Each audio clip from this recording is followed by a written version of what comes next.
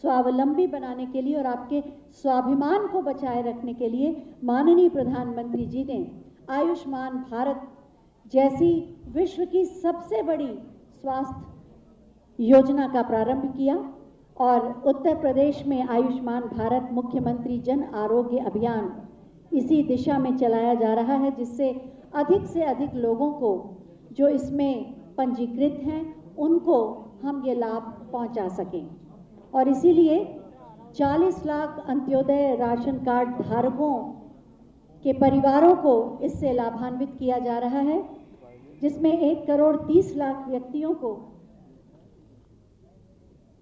ये आयुष्मान कार्ड दिए जाएंगे और आज ही के दिन सभी जनपद और ब्लॉक में एक दिन में 1 लाख आयुष्मान कार्ड वितरित किए जाएंगे।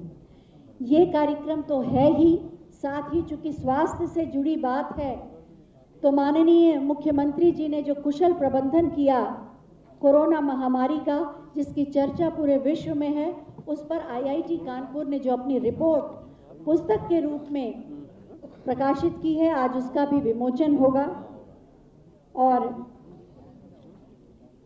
उसके बारे में भी पद्मश्री डॉक्टर मणीन्द्र अग्रवाल जी जो प्रोफेसर हैं आईआईटी कानपुर में, वो आपको जानकारी भी देंगे। हम उनका भी स्वागत करते हैं, इसलिए उनके लिए भी तालियां जोरदार हो जाएं कि विश्व के जाने माने गणितज्ञ भी हैं और कंप्यूटर साइंस के प्रोफेसर हैं। 300 बीसी की पुरानी गणित की समस्या का उन्होंने समाधान किया, जिसके समाधान से आज पूरा विश्व लाभान्वित हो रहा है और हमारे विकास को एक गति देने में उनके इस शोध का बहुत लाभ मिला है। चाहे हर क्षेत्र में, सुरक्षा के क्षेत्र में या हर क्षेत्र में जो डिजिटल इंडिया जितनी गति से कार्य कर रहा है, उसमें उनका बहुत बड़ा योगदान है। उनके इस शोध का अंतर्राष्ट्रीय स्तर के जाने माने गणितज्ञ हैं और आपको जो पुस्तक जो आईआईटी कानपुर ने कोरोना के प्रबंधन पर अपनी रिपोर्ट प्रकाशित की है, उसके बारे में वो जानकारी भी देंगे और आपको पता चलेगा कि माननीय मुख्यमंत्री महोदय ने कितना कुशल प्रबंधन किया, जिसकी पूरे विश्व में तारीफ हो रही है। और उनकी प्रेरणा और मार्गदर्शन से स्वास्थ्य चिकित्सा विभाग ने भी टीम वर्क के साथ पूरा काम किया और हम आज कोरोना को खत्म भले न कर पाए हों, लेकिन नाम मात्र का कोरोना आज उत्तर प्रदेश में है और उत्तर प्रदेश में टीकाकरण भी इतना ज़बरदस्त हुआ है और इसीलिए आज उत्तर प्रदेश के लोगों का जीवन वापस धीरे धीरे पटरी पर लौट रहा है। और जैसे माननीय प्रधानमंत्री ने कहा था, जीवन भी और जीविका भी दोनों का ध्यान रखना है, तो उसी का ध्यान रखते हुए सबके प्रयासों से जीवन वापस अपनी पटरी पर आ रहा है और ये सब संभव हुआ है माननीय प्रधानमंत्री जी की प्रेरणा और माननीय मुख्यमंत्री जी के कुशल प्रबंधन से।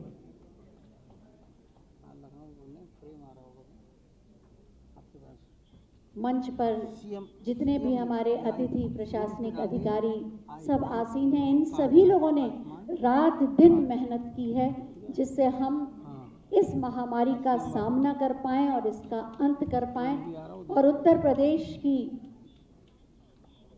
जनता को बचा पाएं इस महामारी से। और इसमें ये सफल हुए। माननीय प्रधानमंत्री महोदय ने जैसे अपने सार्वजनिक जीवन के 20 वर्षों से सेवा और समर्पण का एक आदर्श सबके सामने रखा और उसी को आत्मसात करके स्वास्थ्य और चिकित्सा विभाग के सभी लोगों ने मिलकर आज उत्तर प्रदेश की जीवन और जीविका दोनों को पटरी पर लाने का कार्य किया है। सभी लोग बस प्रतीक्षा है माननीय मुख्यमंत्री महोदय के आगमन की और उसके बाद कार्यक्रम प्रारंभ होगा।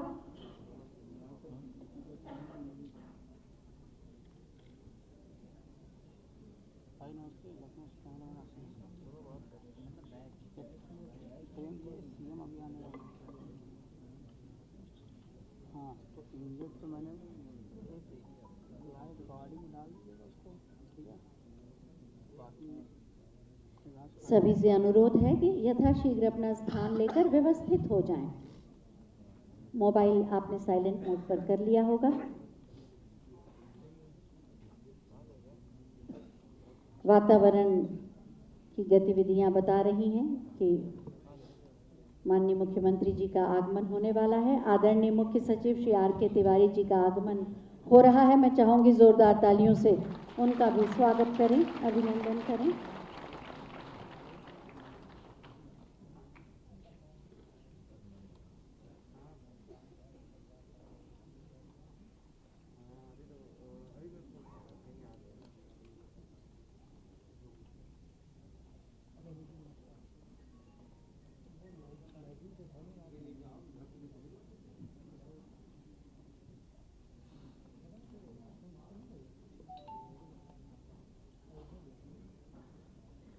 जितने भी लाभार्थी मंच पर आएंगे आयुष्मान कार्ड लेने के लिए, उन सबसे अनुरोध है कि मास्क लगाकर ही आएंगे और फोटो खिंचवाने के लिए भी मास्क नीचे नहीं करेंगे।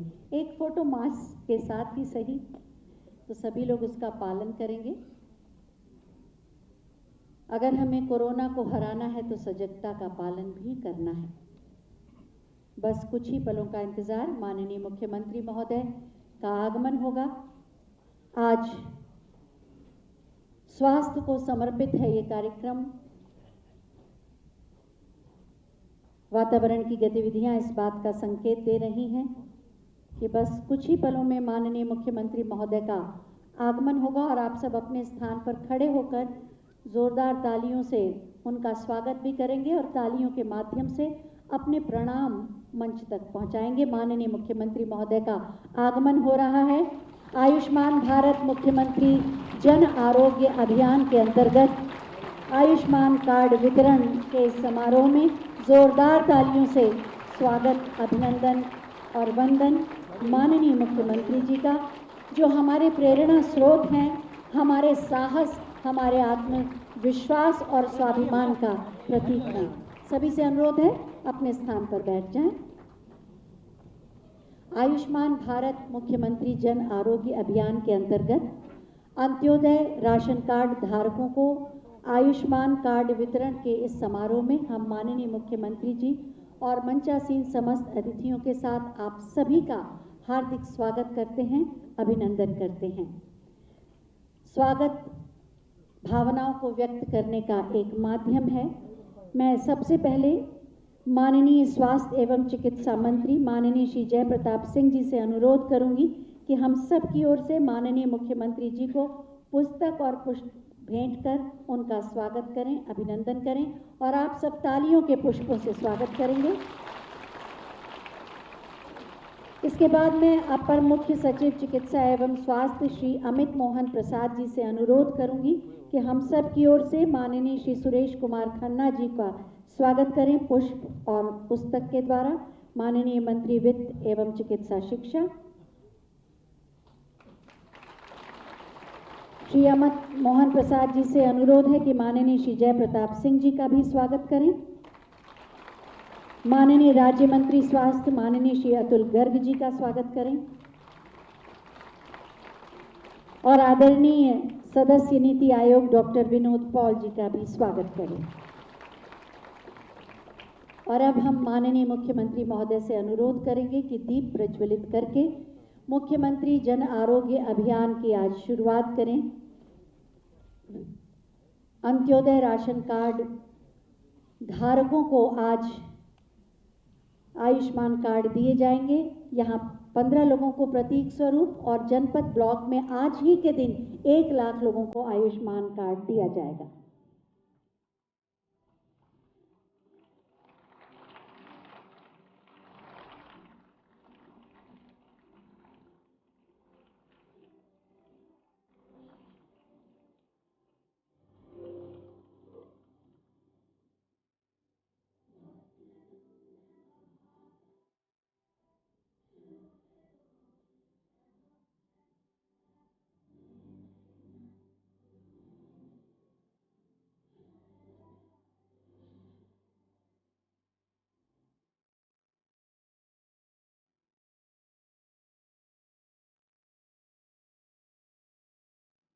बहुत बहुत धन्यवाद माननीय।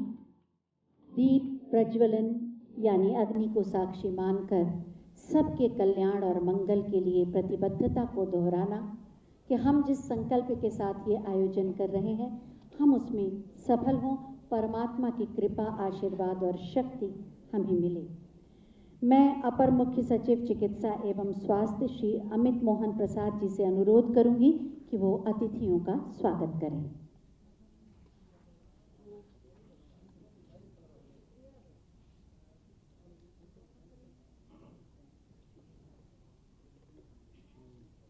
परम श्रद्धेय मुख्यमंत्री जी, आदरणीय चिकित्सा शिक्षा मंत्री जी, आदरणीय चिकित्सा एवं स्वास्थ्य मंत्री जी, आदरणीय राज्य मंत्री जी, आदरणीय श्री विनोद पॉल, सदस्य नीति आयोग, मुख्य सचिव महोदय, उपस्थित मंचासीन समस्त अधिकारीगण और टीम 9 के आदरणीय सदस्यगण, आईआईटी कानपुर के डॉक्टर मनीन्द्र अग्रवाल, दीर्घा में उपस्थित अधिकारी साथियों, दूर दूर से आए हमारे अंत्योदय कार्ड धारक भाइयों और बहनों, जिन्हें आज माननीय मुख्यमंत्री जी के कर कमलों से आयुष्मान कार्ड का वितरण होना है, देवियों और सज्जनों, मीडिया के साथियों, आज का दिन एक ऐतिहासिक दिन है जब दो बहुत ही महत्वपूर्ण कार्यक्रम आयोजित हो रहे हैं। प्रधानमंत्री आयुष्मान भारत योजना के अंतर्गत गरीब परिवारों को 5 लाख रुपए सालाना का स्वास्थ्य बीमा कवर उपलब्ध करवाया जाता है। वे जो भी चिन्हित अस्पताल हैं इस योजना के अंतर्गत जो रजिस्टर्ड हैं, उनमें अपने परिवारीजनों का इलाज बीमारी की दशा में अगर भर्ती होना पड़ता है तो 1 साल में 5 लाख रुपए तक का इलाज उनका सरकार के द्वारा निःशुल्क किया जाता है। इस योजना के अंतर्गत 1.18 करोड़ परिवार आच्छादित किए गए हैं। इसके अलावा एक और सर्वेक्षण प्रदेश में किया गया और ये पाया गया कि कुछ और लोग छूट गए थे, तो 8.5 लाख परिवारों को जैसे केंद्र सरकार की योजना है वैसे ही राज्य सरकार की एक योजना प्रारंभ की गई, मुख्यमंत्री जन आरोग्य अभियान या योजना, और उसमें 8.5 लाख परिवारों को आच्छादित किया गया। उन्हें भी बिल्कुल वही लाभ प्राप्त होता है। साल में 5 लाख रुपए सालाना का परिवारीजनों के अस्पताल में भर्ती होने पर स्वास्थ्य बीमा कवरेज, जिसमें वो निःशुल्क अपना इलाज करवा सकते हैं। जब लाभार्थियों की विवेचना की गई और देखा गया तो ये उसमें पाया गया कि ये आंकड़े चूंकि बहुत ही पुराने हैं, 2011 की गणना के आधार पर योजना चलाई गई थी, तो जो समाज के सबसे अंतिम पायदान पर खड़े परिवार हैं जिन्हें अंत्योदय का राशन कार्ड दिया जाता है, उनमें से 90% से ज़्यादा परिवार इससे, इन दोनों योजनाओं से अछूते रह गए थे, उन्हें इसका लाभ नहीं मिल रहा था। माननीय मुख्यमंत्री जी ने इसका संज्ञान लिया और उसके पश्चात बजट में व्यवस्था करके माननीय मंत्रिपरिषद ने यह निर्णय लिया कि प्रदेश के समस्त 40 लाख ऐसे परिवार जो अंत्योदय कार्ड धारक हैं, समाज के सबसे निचले पायदान पर खड़े हैं, उन सबों को राज्य सरकार मुख्यमंत्री जन आरोग्य योजना के अंतर्गत बीमा का लाभ उपलब्ध करवाएगी। और आज उसी के क्रम में माननीय मुख्यमंत्री जी के द्वारा कुछ लाभार्थियों को यहाँ पर आयुष्मान कार्ड का वितरण किया जाएगा। और मुझे ये बताते हुए हर्ष हो रहा है माननीय मुख्यमंत्री जी कि आज पूरे प्रदेश में ऐसा आयोजन हो रहा है, सभी विकास खंडों पर और जिला स्तर पर इस तरह के आयोजन हो रहे हैं। और आज ही एक ही दिन में लगभग 1 लाख से अधिक कार्ड पूरे प्रदेश में अंत्योदय कार्ड धारकों को बांटे जा रहे हैं। इसके अलावा जो आज दूसरा कार्यक्रम है वो जो कोविड प्रबंधन हुआ है, उसमें उत्तर प्रदेश के कोविड प्रबंधन की सराहना न केवल माननीय प्रधानमंत्री जी ने, बल्कि जो विश्व के संगठन हैं, विश्व स्वास्थ्य संगठन इत्यादि के द्वारा भी की गई है। और उस पर IIT कानपुर के द्वारा एक बहुत ही अच्छी पुस्तक प्रकाशित की गई है। इन्होंने जो भी एफर्ट्स हुए हैं उत्तर प्रदेश सरकार के, उसको संकलित किया है और उस पर जो एक पुस्तक छपी है उसका भी आज विमोचन माननीय मुख्यमंत्री जी के कर कमलों से होगा। कोरोना के प्रबंधन के संबंध में मैं आपको कुछ आंकड़े बताऊं कि पिछले 4 महीने से जो टेस्ट पॉजिटिविटी रेट है वो प्रदेश में बहुत ही कम चल रही है और जून के महीने में ये 0.2% से कम रही। जुलाई में 0.03% रही और अगस्त, सितंबर और अक्टूबर जो अभी तक है इसमें लगातार 0.01% के आसपास चल रही है। अब तक हम इतना कम पॉजिटिविटी होने के बाद भी लगातार हम 2 लाख से ज़्यादा टेस्ट करते हैं और जो बचाव के लिए जो तरीके हैं उनका इस्तेमाल करते हुए साथ में हम जो वैक्सीनेशन की कार्रवाई है कोविड के, उसको भी हम बहुत ही तेजी से कर रहे हैं। उत्तर प्रदेश में अब तक 11.5 करोड़ से अधिक डोज लगाए जा चुके हैं, जो देश में सर्वाधिक है। और टेस्ट करने में भी हम लोगों ने 8 करोड़ से ज़्यादा टेस्ट किया है, जो भी सर्वाधिक है। माननीय विनोद पॉल जी का मैं विशेष आभार व्यक्त करना चाहता हूं कि वो हम लोग के अनुरोध पर आज अपने व्यस्त कार्यक्रम में से समय निकालकर यहाँ आए हैं। आप सबों का मैं स्वागत करता हूं, अभिनंदन करता हूं और विशेष करके आज अपने जो हमारे माननीय मुख्यमंत्री जी की टीम 9 है उसके सभी प्रमुख सदस्य यहाँ उपस्थित हैं। उन लोगों का भी अभिनंदन करता हूं कि उन लोगों ने अपना समय दिया और पिछले 1.5 वर्ष से अधिक समय से लगातार उनके विभाग ने, उनकी टीम ने कोविड प्रबंधन में अपना दिन रात योगदान दिया है।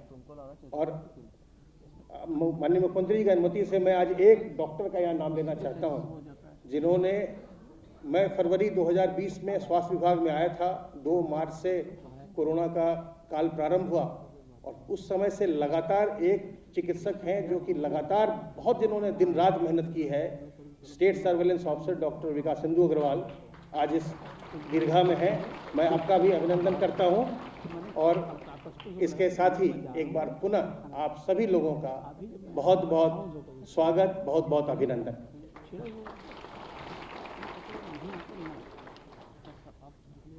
बहुत बहुत धन्यवाद आपका महत्वपूर्ण जानकारी देने के लिए। जैसा कि अभी श्री अमित मोहन प्रसाद जी ने भी बताया और जो सच भी है कि माननीय मुख्यमंत्री महोदय के कुशल प्रबंधन जो उन्होंने कोरोना महामारी से निपटने के लिए किया, पूरे विश्व में उसकी चर्चा भी है और लोग उसका अनुकरण भी कर रहे हैं। और उसी पर IIT कानपुर ने एक रिपोर्ट प्रकाशित की है।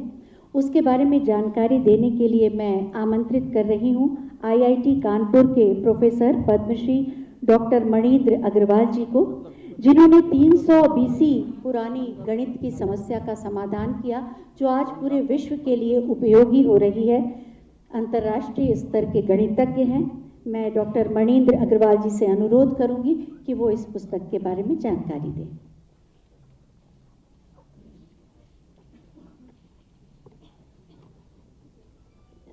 धन्यवाद। माननीय मुख्यमंत्री जी, डॉक्टर विनोद पॉल, समस्त विशिष्ट अतिथिगण जो डायस पे बैठे हैं, समस्त अतिथिगण जो सामने हैं, मैं IIT कानपुर की ओर से आज एक स्टडी प्रस्तुत कर रहा हूँ आपके सामने। अभी जैसे अमित मोहन जी ने भी कहा कि बहुत चर्चा हुई है उत्तर प्रदेश के द्वारा कोविड किस प्रकार से हैंडल किया गया, जिसको कई लोग यूपी मॉडल भी कहते हैं और हम भी उसको यूपी मॉडल का ही नाम से बोल रहे हैं। तो इसके बारे में IIT कानपुर ने एक डिटेल में इन डेप्थ जाके स्टडी करी, जो सारे पूर्ण रूप से डेटा पे आधारित है और उसके जो मुख्य निष्कर्ष हैं वो मैं अभी आपके सामने रखूँगा। इसके विस्तृत रूप से निष्कर्ष और क्या कारण रहे वो पुस्तक में भी है। तो यूपी मॉडल के 4 मुख्य स्तंभ हमारे अनुसार हैं। प्रथम कि जो महामारी के सबसे बड़ी मार जिनको पड़ती है वो हमारे समाज का कमज़ोर तबका है, तो उनकी लाइवलीहुड न जाए। दूसरा, इकोनॉमी, ये बहुत ही महत्वपूर्ण निर्णय लिया गया उत्तर प्रदेश में कि इस बार दूसरी वेव में इकोनॉमी को रोका नहीं जाएगा। पहली वेव में तो पूर्ण रूप से लॉकडाउन लग गया था, इस बार उत्तर प्रदेश में लॉकडाउन नहीं लगाया गया, इकोनॉमी चलती रही। लेकिन जब आप इकोनॉमी चलने देते हैं तो एक बहुत बड़ी समस्या खड़ी हो सकती है कि जो महामारी है बड़ी तेजी से फैले, क्योंकि लोग अपने घरों में बंद नहीं हैं, लोग काम पे जा रहे हैं। तो उसको किस प्रकार से रोका जाए कि बड़ी तेजी से न बढ़ पाए ये पैंडेमिक। तो उसके लिए हेल्थ केयर इंफ्रास्ट्रक्चर हमें बढ़ाने की आवश्यकता थी, और साथ ही साथ उसको कंट्रोल तरीके से बढ़ने देने की आवश्यकता थी। तो ये 4 स्तंभ का हमने को स्टडी किया डेटा के अनुसार। Next slide please. तो जो हमारे स्टडी करने का एक आधार सूत्र मॉडल भी रहा, जो इस कोविड महामारी में प्रेडिक्शंस करने के लिए, एनालिसिस करने के लिए काफ़ी उपयोगी साबित हुआ है। नेक्स्ट। तो सबसे पहले जो लाइवलीहुड की बात आती है, तो माइग्रेंट वर्कर्स भी इसका एक भाग रहे, जो दूसरे प्रदेशों में काम कर रहे थे वो वापस आए। तो उनकी अगेन विस्तृत रूप से आप पुस्तक में पाएंगे। कुछ मुख्य इसके कंपोनेंट ये हैं कि जो वापस आ रहे थे तो उनके लिए अरेंजमेंट्स किए गए जिससे कि वो एक जगह पे आएँ, क्वारंटाइन में रहें, उनको आने जाने का प्रबंध किया गया, उनकी खाने पीने का प्रबंध किया गया, जिससे कि न सिर्फ वो कंफर्टेबल रहें बल्कि उनकी वजह से स्प्रेड ना हो पैंडेमिक। एक और बहुत महत्वपूर्ण कंपोनेंट था एम्प्लॉयमेंट जनरेशन का, क्योंकि इस महामारी की वजह से कई बार होता है कि एम्प्लॉयमेंट लोगों का चला जाता है, तो उसको किस प्रकार से एड्रेस किया जाए, और उसके लिए बहुत सारे स्टेप्स लिए गए, और उनका स्तर और असर आपको नेक्स्ट स्लाइड में दिखेगा। ये चार्ट है जो दिखाता है उत्तर प्रदेश में अनएम्प्लॉयमेंट रेट का मार्च 2020 से जून 2021 तक, और इसमें बिहार, दिल्ली प्रांत भी हैं और भारत का एवरेज भी है। तो आप देखेंगे कि मार्च 2020 में भारत का एवरेज 10% था अनएम्प्लॉयमेंट रेट का, और उत्तर प्रदेश का 11%। तब महामारी शुरू हुई भारत में। जून 2021 में भारत का अनएम्प्लॉयमेंट रेट लगभग 11% और उत्तर प्रदेश का 4% है। तो ये एक बड़ी आश्चर्य की बात जो हमको निकल के आई, जो हमने डेटा देखा, और उसके कारण में हम गए और फिर वो पुस्तक में विस्तार से दिया है कि आखिरकार क्या स्टेप्स ऐसे लिए गए जिससे कि अनएम्प्लॉयमेंट रेट इतना कम हो गया। लोगों की स्किल मैपिंग की गई, लोगों को ठीक से जो ठीक एम्प्लॉयमेंट था उसके अनुसार दिया गया, बहुत सारी नई इंडस्ट्रीज प्रारंभ की गई, तो उसका असर ये है। अगली slide. Health care man power में आशा वर्कर्स, आंगनवाड़ी वर्कर्स को बड़े स्तर पे इन्वॉल्व किया गया, गांव-गांव में जाके जिन्होंने काम किया। हॉस्पिटल में Covid beds, oxygen supply, oxygen के बारे में अभी कहूँगा, आईसीयू बेड्स, वेंटिलेटर, इन सब का प्रबंध बहुत बढ़ाया गया, और साथ ही साथ जितने हेल्थ केयर वर्कर्स थे उनको विशेष रूप से इंसेंटिव्स दिए गए कि उनका मोटिवेशन कम ना हो। Next slide. ऑक्सीजन की एक बहुत बड़ी समस्या हो गई थी जब अप्रैल 15 के आसपास अचानक से लगभग 3 गुना हो गई रिक्वायरमेंट, जो ऑक्सीजन की डिमांड जो थी 3 गुना हो गई। तो नेचुरली सप्लाई जो थी उसको फौरन तो नहीं पूरी कर सकती थी, लेकिन युद्ध स्तर पे उस समय उत्तर प्रदेश में काम हुआ और बड़े सारे इनोवेशंस किए गए, जैसे कि खाली जो ऑक्सीजन टैंकर्स थे, ऑक्सीजन की अवेलेबल थी लेकिन ईस्ट इंडिया में या वेस्टर्न पार्ट ऑफ इंडिया में, तो ऑक्सीजन खाली टैंकर्स को एयरप्लेन के द्वारा फ्लाई किया गया जिससे कि वो जल्दी से पहुंच सकें अपने स्थल पर, वहाँ पे उनको भरा गया और फिर स्पेशल ट्रेन्स के द्वारा उनको वापस लाया गया जिससे कि वो जल्दी पहुंच सके प्रदेश में। और इसी प्रकार से डिस्ट्रीब्यूशन की व्यवस्था की गई। ऑक्सीजन का पूरे प्रदेश के स्तर पे ऑडिट किया गया हॉस्पिटल्स का कि वहाँ पे ऑक्सीजन जो खर्च हो रही है वो ठीक प्रकार से हो रही है या नहीं, और उससे भी काफ़ी सेविंग्स हुई। और उसका नतीजा ये था, प्लीज ये स्लाइड बैक, उसका नतीजा ये था कि 15 दिन के अंदर ही ऑक्सीजन की सप्लाई जो थी प्रदेश में ऑक्सीजन की डिमांड से ज़्यादा हो गई। तो ये एक बहुत ही महत्वपूर्ण एस्पेक्ट था जो कि प्रदेश ने अच्छे से अचीव किया। नेक्स्ट, एक और क्योंकि जैसे मैंने कहा कि इकोनॉमी जब आपकी खुली रहती है तो पैंडेमिक का बहुत तेजी से फैलने का खतरा हमेशा बना रहता है। तो उसके लिए आपकी जो टेस्टिंग स्ट्रेटजी है और कंटेनमेंट स्ट्रेटजी है, लोगों को डिटेक्शन स्ट्रेटजी है, ट्रीटमेंट स्ट्रेटजी है, वो बहुत अच्छी होनी चाहिए। और उसकी एनालिसिस जो हमने की तो उसका एक आपके सामने कुछ प्लॉट्स हैं। इसमें हमने नापा है, जो अभी अमित मोहन जी ने बात करी, test positivity rate Uttar Pradesh में बहुत कम रहा है। तो एक टेस्ट पॉजिटिविटी रेट से ही संबंधित एक होता है नॉर्मलाइज टेस्ट पॉजिटिविटी रेट, जिसको की डेफिनेशन यहाँ पे दी हुई है।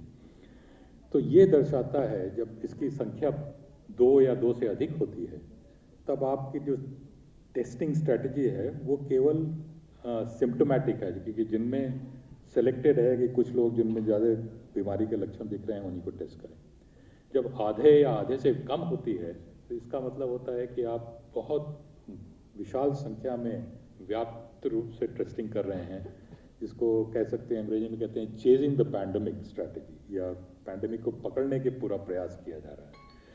तो आप टॉप लेफ्ट में देखें, केरल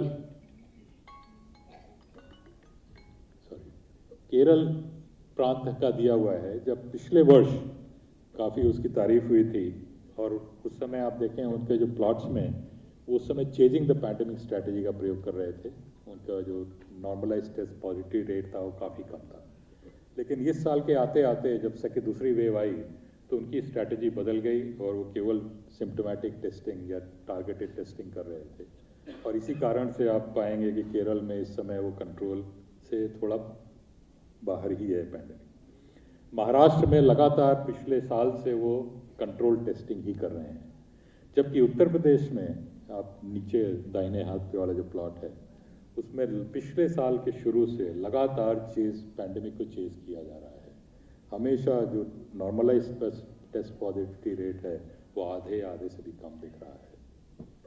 तो ये एक दर्शाता है एक बहुत ही बड़ी सफलता को कि इतने समय तक लगातार इस प्रकार की स्ट्रैटेजी को लेके चलना वो बहुत मुश्किल काम है, लेकिन वो किया गया। Next slide.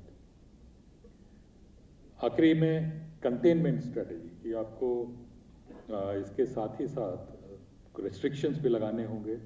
नाइट कर्फ्यू लगाया गया, ज़्यादा भीड़ भाड़ से लोगों को रोका गया कि ज़्यादा एकत्रित ना हो। उसकी वजह से भी जो स्प्रेड है वो रुकता है।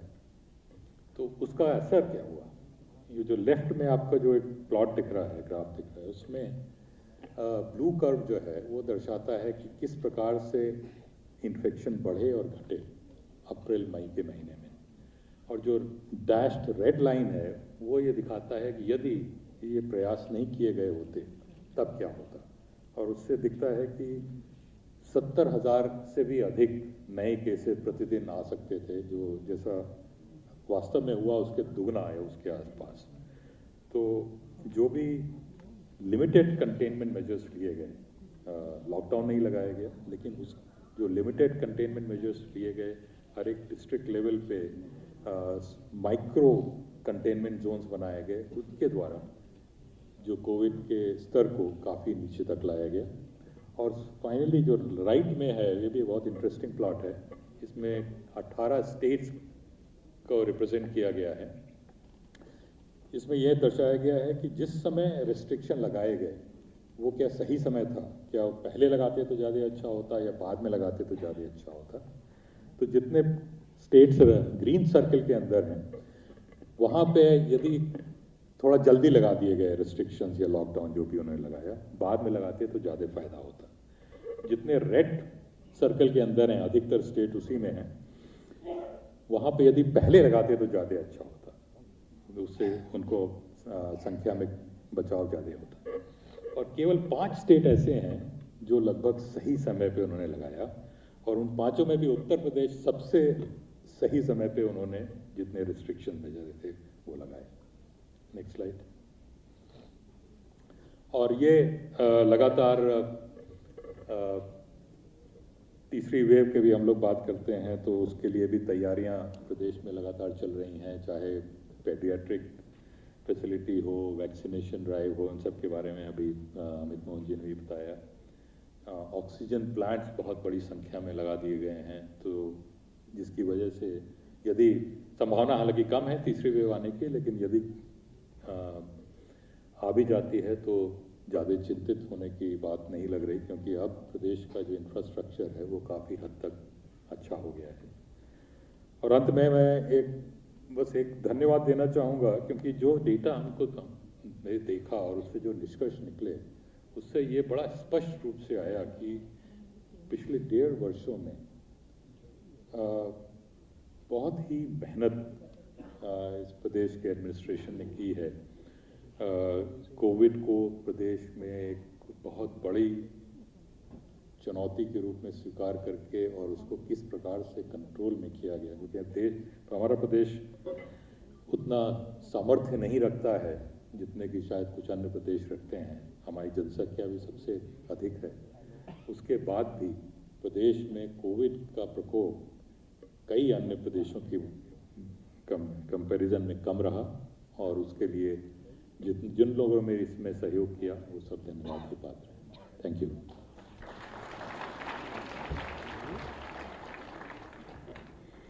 बहुत बहुत धन्यवाद पद्मश्री डॉक्टर मणींद्र अग्रवाल जी।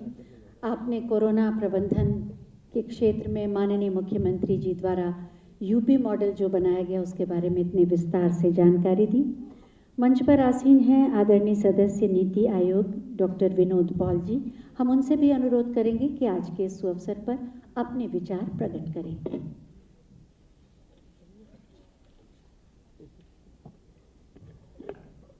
धन्यवाद।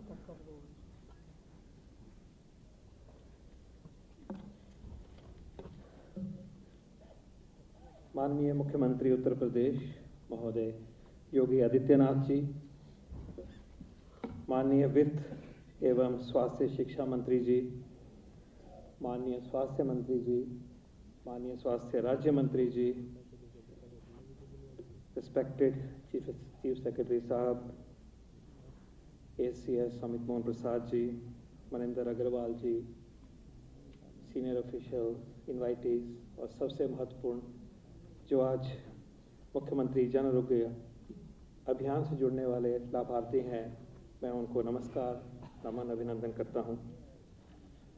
माननीय मुख्यमंत्री जी, मुझे आपने इस इवेंट पे बुलाया, ये मेरे लिए एक बहुत ही ऑनर की बात है, बड़प्पन की आपकी बात है ये, जिसको मैं यहाँ आके बहुत ही गौरवान्वित फील कर रहा हूँ और प्राउड फील कर रहा हूँ। जब हम आप अचीवमेंट्स देखते हैं कोविड के परिप्रेक्ष्य में, मनिंदर अग्रवाल जी ने समझाया हमें कि किस तरह से एनालिसिस के बेस के ऊपर, ऑब्जेक्टिव इंफॉर्मेशन के ऊपर, डेटा के ऊपर अगर हम अपने आप को देखते हैं हमने क्या काम किया, तो ये क्लियर दिखाई देता है कि उत्तर प्रदेश ने माननीय मुख्यमंत्री जी के अनुसरण करते हुए गाइडेंस में, लीडरशिप में एक बहुत ही इफेक्टिव एग्जाम्पल पेश किया है दुनिया के लिए, देश के लिए, इसमें कोई डाउट नहीं है।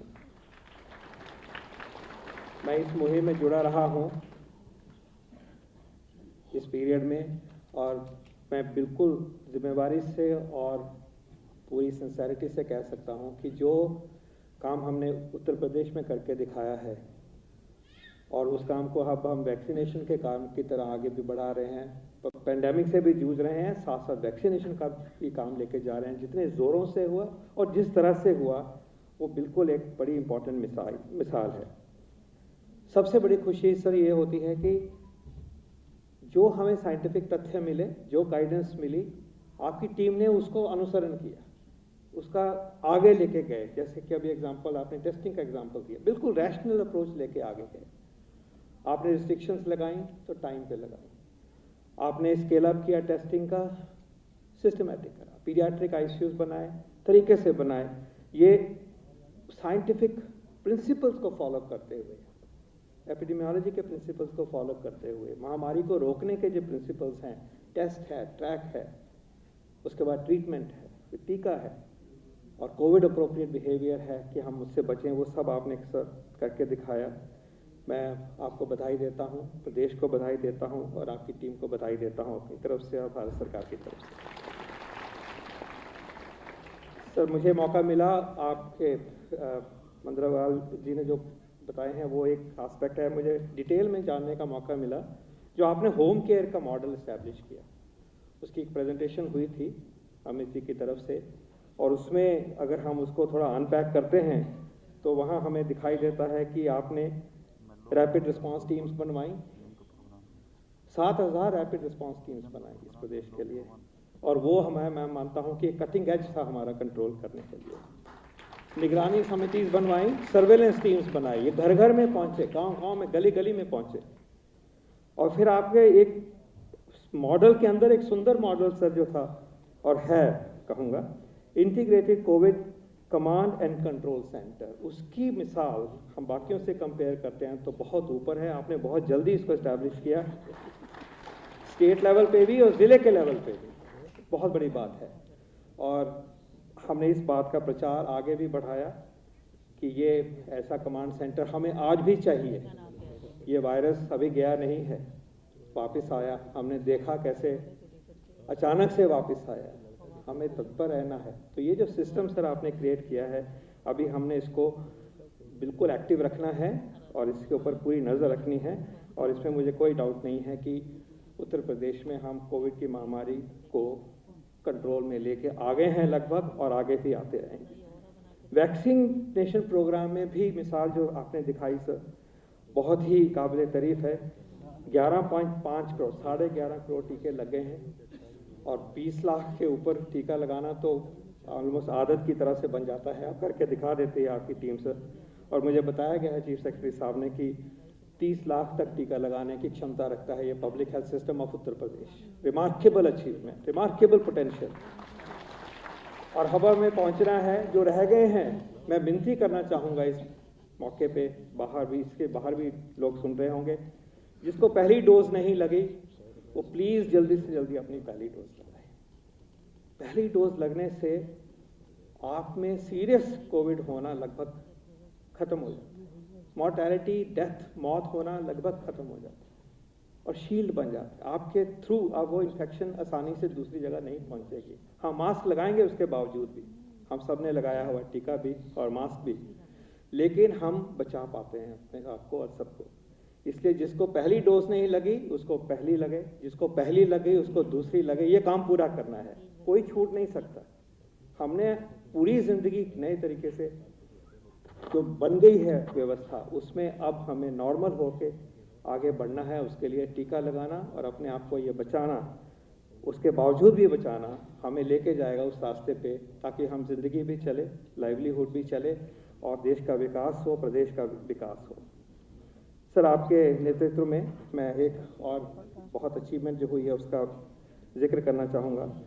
आपने मेडिकल कॉलेजेस की जो बढ़ोतरी करी है सर, वो बिल्कुल रिमार्केबल है। मैं मेडिकल एजुकेशन से भी संबंध रखता हूँ, आउटस्टैंडिंग अचीवमेंट। आपने अपने जो मेडिकल कॉलेजेस हैं, अभी 17 मेडिकल कॉलेजेस थे, उसमें आपने और मेडिकल कॉलेज जोड़ दिए हैं, 7 का काम पूरा कर दिया है, 9 और लगभग इस बारी असाइन हो जाएंगे, और उसके आगे चलकर आप 14 मेडिकल कॉलेजेस और बना रहे हैं, और हम 17 सरकारी मेडिकल कॉलेज से 47 मेडिकल कॉलेजेस गवर्नमेंट के 17, अब गवर्नमेंट के 47 मेडिकल कॉलेज होने का आपने जो लक्ष्य रखा है वो दिखाई दे रहा है सर, वो आपका विजन दिखाई दे रहा है। इसके अलावा पीपीपी मॉडल में और भी आप मेडिकल कॉलेजेस बना रहे हैं, तो इस उपलब्धि को मैं इस मंच से चिन्हित करना चाहता हूं, बधाई देना चाहता हूं, और बहुत प्राउड फील करता हूं कि हमारे बड़े प्रदेश में शिक्षा चिकित्सा की सबसे बड़ी प्रेजेंस होगी गवर्नमेंट सेक्टर की, और ये आगे बहुत बहुत हमें काम आएगा। आज जिस उपलक्ष्य में हम बैठे हैं, पहला वाला जो मेन हमारा मुद्दा है, एक तो कोविड को हम के बारे में जो हमने किया है, उसकी जो बातचीत हुई है उसको हम आगे बढ़ाना चाहेंगे, उसको चिन्हित करेंगे, हिस्ट्री की तरह रखेंगे, सीखेंगे, सिखाएंगे। लेकिन जो आपने आज बड़ा काम करने की मुहिम छेड़ी है, बहुत ही रिमार्केबल बात है। इससे बड़ा पुण्य का काम क्या हो सकता है कि आज हमारे साथ 40 लाख परिवार प्रधानमंत्री जन आरोग्य योजना के साथ जुड़ते हुए मुख्यमंत्री जन आरोग्य अभियान के द्वारा जुड़ जाएंगे। और मुझे बताया गया है कि इससे लगभग 70% उत्तर प्रदेश के लोगों को हेल्थ एश्योरेंस जो है वो 5 लाख के कवरेज की सेकेंडरी टर्शरी केयर हॉस्पिटलाइजेशन की मिल जाएगी। This is a great achievement, बहुत बहुत बड़ी अचीवमेंट है कि किसी को 5 लाख तक का खर्चा हर साल परिवार में करने के लिए अब सोचना नहीं पड़ेगा। और वो उसमें वो परिवार जुड़े हैं जिनको कि हम अंतिम पंक्ति पे खड़े हुए परिवारों को गिनते हैं, जो एक तरह से रह गए थे, जो पुराने सिस्टम से हम चले थे। आपने ये कोर्स करेक्शन करी है, यूनिवर्सल हेल्थ कवरेज की तरफ के बहुत बड़ा स्टेप है, और ये बाकी प्रदेशों के लिए भी एक मिसाल साबित होगा। प्रधानमंत्री जन आरोग्य योजना में अभी तक ओवरऑल देश में 2 करोड़ 20 लाख एडमिशन्स जो दाखिले हुए, उसका खर्चा वहन किया गया। सरकार, यूनियन गवर्नमेंट ने और प्रदेश की सरकारों ने शेयर करके, और इसके थ्रू 26 लाख 4,000 करोड़ रुपयों का जो बचत हुई है, जो कि खर्चे लोगों की पॉकेट से जाने थे, वो सरकार ने वहन करे हैं। हर मिनट 27 एडमिशन इस कार्यक्रम में हो रही हैं। और अब ये जो प्रोग्राम मुख्यमंत्री जन आरोग्य अभियान इसके साथ जुड़ेगा इतने बड़े प्रदेश में, तो इस सारे ही हेल्थ इंश्योरेंस का जो एक माहौल बनाया गया है माननीय प्रधानमंत्री जी के नेतृत्व में, कि हमें क्वालिटी केयर मिले और हम उसमें बर्बाद ना हो जाएं खर्चे की वजह से। इसमें जो अब 40 लाख परिवारों को जुड़ने से जो आगे उसमें बढ़ोतरी होगी, जो सिक्योरिटी होगी, जो कल्याण होगा, वो आज हम उसका आगाज़ हो रहा है, और ये बहुत बड़ी अचीवमेंट की बात है। सर, इनमें मैं 2 बातें कहना चाहूँगा। पहला है कि सर, आपने स्वास्थ्य को बिल्कुल एक प्रायोरिटी की तरह प्रस्तुत किया है, काम किया है, सिद्ध किया है, सिद्धि दी है। इसको आगे बढ़ाने के लिए इस मंच से कहना चाहूँगा कि जब हम देखते हैं नीति आयोग से कि कितना खर्चा हमें स्वास्थ्य पे करना चाहिए, तो समझ आती है कि अगर हमने आगे बढ़ते रहना है, तरक्की करते रहना है, तो हर स्टेट के बजट का 8% स्वास्थ्य पे खर्च होना चाहिए। मैं विनती करना चाहूँगा कि आपकी सारी टीम इसको सोचे। जहाँ पे आज हैं लगभग 5% के आसपास हैं, उसको धीरे धीरे हम आगे लेके जाएं। एक मेरी ये विनती होगी। ये सब जो काम कर रहे हैं उससे बढ़ ही रहा है बजट, लेकिन अगर हम लेके आगे चलें कि वहाँ तक पहुँचना है सर, वो डायरेक्शन अगर देंगे तो बहुत बहुत मदद होगी हमें स्वास्थ्य सुविधाओं को बनाने के लिए इस सबसे बड़े प्रदेश और सबसे उत्तम प्रदेश जो हमारे देश का है। लास्ट में सर, आपकी प्रेजेंस में मैं सबसे विनती करना चाहूँगा कि अगले 100 दिन बहुत क्रूशल हैं। ये वो महीने आ रहे हैं जिसमें कि हो सकता है कि फिर भी वायरस प्रकोप करे। हम ये नहीं पक्की तरह से कह सकते कि वायरस हट गया है। उत्सवों का भी मौसम आ रहा है, माहौल आ रहा है। आज भी उत्सव का दिन है, उसमें हम इकट्ठे होते हैं। जब हम इकट्ठे होते हैं तो वायरस को अच्छा लगता है, वायरस एक से दूसरे को फैलता है। इन 100 दिनों में हमने संयम रखना है, हमने मास्क पहनना है, हमने भीड़ नहीं करनी है, हमें फालतू में बाहर नहीं जाना है, उत्सव मनाना है, परिवार में मनाना है। हम संयम रखेंगे तो सिद्धि होगी। इन 100 दिनों में साथ साथ टीकाकरण का कार्यक्रम इतना तेज हो रहा है और बढ़ रहा है इस प्रदेश में, विदेश में भी, कि वायरस के लिए उसके बाद बहुत ही मुश्किल हो जाएगा हमें तंग करना। तो आपके प्रेजेंस में सर ये विनती मैं करना चाहता हूँ सबसे कि हम इन 100 दिनों में संयम करें, संयम से सिद्धि की तरफ बढ़े, वैक्सीनेशन का कार्यक्रम आगे लेके जाएं। और आपने जो आज मुझे मौका दिया है इस मंच से संबोधन करने का, मैं उसके लिए बहुत बहुत धन्यवाद करता हूँ। जय हिंद।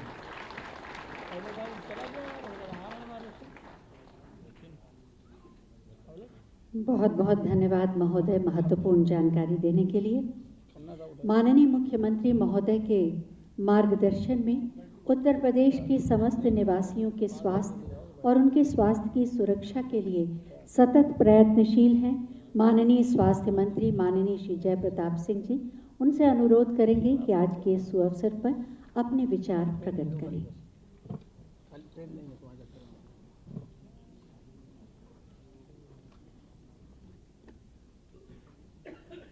आज के कार्यक्रम में मंच पर उपस्थित हमारे उत्तर प्रदेश के यशस्वी मुख्यमंत्री आदरणीय योगी आदित्यनाथ जी,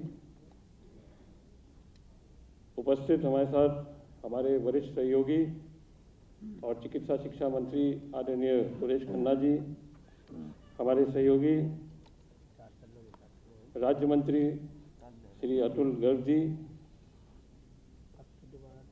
मुख्य सचिव जी, सभी सम्मानित टीम 9 के अधिकारीगण, और अभी जो आपको विस्तार से जिन्होंने कोविड के प्रबंधन पर एक किताब लिखा जिसका विमोचन होगा, आईआईटी टीम के प्रोफेसर मनेंद्र अग्रवाल जी, और जो पूरे देश को कोविड के समय में अपने सलाह के माध्यम से, अपने लगातार वीसी के माध्यम से कोविड का प्रबंधन और सारी कुछ देखना, और जिन्होंने अभी अपना विस्तार से अपने बातें रखी, डॉक्टर विनोद पॉल जी, और उपस्थित सभी गणमान्य लोग और लाभार्थी जो आज इस कार्यक्रम में भी उपस्थित हुए। हम सभी लोग जानते हैं कि आयुष्मान भारत का जो कार्यक्रम आदरणीय प्रधानमंत्री ने रखा था 23 सितंबर 2019 को, और अभी जल्दी इसका एक 3 साल का कार्यक्रम में भी हम लोग ने इस विभागीय स्तर पर भी रखा था और इसकी एक समीक्षा भी हुई थी। इसी के साथ जब इस बात को आए, कई बातें यहाँ पर आ भी चुकी हैं कि जो 2011 का आर्थिक और सामाजिक गणना हुई थी, उसमें जो परिवारें निकल के आई थी जिनको हमने चिन्हित किया था, वो 1.18 करोड़ की परिवार थी। कमियां होने के नाते उसको मुख्यमंत्री जन आरोग्य योजना के अंतर्गत भी उसमें 8.43 लाख को भी इसमें जोड़ा गया, ताकि उनको उसी तरह का समकक्ष चिकित्सा उपचार मिले जो 5 लाख की बीमा के आधार पर होता है। और अब इधर जो अभी जल्दी हम लोग का जो फैसला हुआ था, जिसमें अंत्योदय कार्ड होल्डर जो माने जाते हैं गरीबों से नीचे भी, गरीब से सबसे अंतिम पायदान पर रहने वाले, उनको भी हमने 40 लाख परिवारों को हमने उसमें 40 लाख कार्ड होल्डर को हमने उसमें जोड़ा है। और 11.65 लाख ऐसे लोग हैं जो श्रम विभाग में पंजीकृत हैं, उनको भी इसी योजना के अंतर्गत जोड़ के अब लगभग हमारे पास 8.22 करोड़ लाभार्थी को 5 लाख के आबादी 5 लाख तक बीमा का उपचार उनको मिलने का एक योजना बन चुका है। अभी तक जो प्रदेश के अंदर हमने देखा है कि लगभग 37% आबादी को हमने इस बीमा योजना के अंतर्गत उनको कवर कर दिया है। और इसका अगर हम थोड़ा और विश्लेषण करें तो कुछ बीमारियों के बारे में हम जरूर बताएंगे, जैसे कैंसर का जो उपचार हुआ था लगभग 5.5 करोड़, हृदय रोग से इलाज करने वालों का 3.5 करोड़, और न्यूरो सर्जरी से उपचार के तो 1 करोड़ का भुगतान चिकित्सालयों को इन सभी अलग अलग तरह की बीमारियां जो मुख्य बीमारी है इनमें किया गया। और कोविड का जो प्रबंधन हुआ था, अभी कोविड के समय में जो वैश्विक महामारी के समय में निजी अस्पतालों को जो हम लोग ने पेमेंट किया था जिससे एक बड़ी राहत हुई थी, उसमें 66 करोड़ रुपया का भुगतान निजी अस्पतालों को हम लोग ने इसी आयुष्मान भारत के अंतर्गत हमने किया था। तो ये सब मिला के जब हम ये देखते हैं, ये कार्यक्रम इतना विस्तार करके इसको आगे बढ़ाया जा रहा है, जिसमें 37% की आबादी को अब हम कवर करेंगे। आगे इनको भी सूचीबद्ध करने के लिए बड़ी तेजी से नीचे जन सेवा केंद्र पर भी और ब्लॉकों के माध्यम से गांव में भी इसको किया जा रहा है।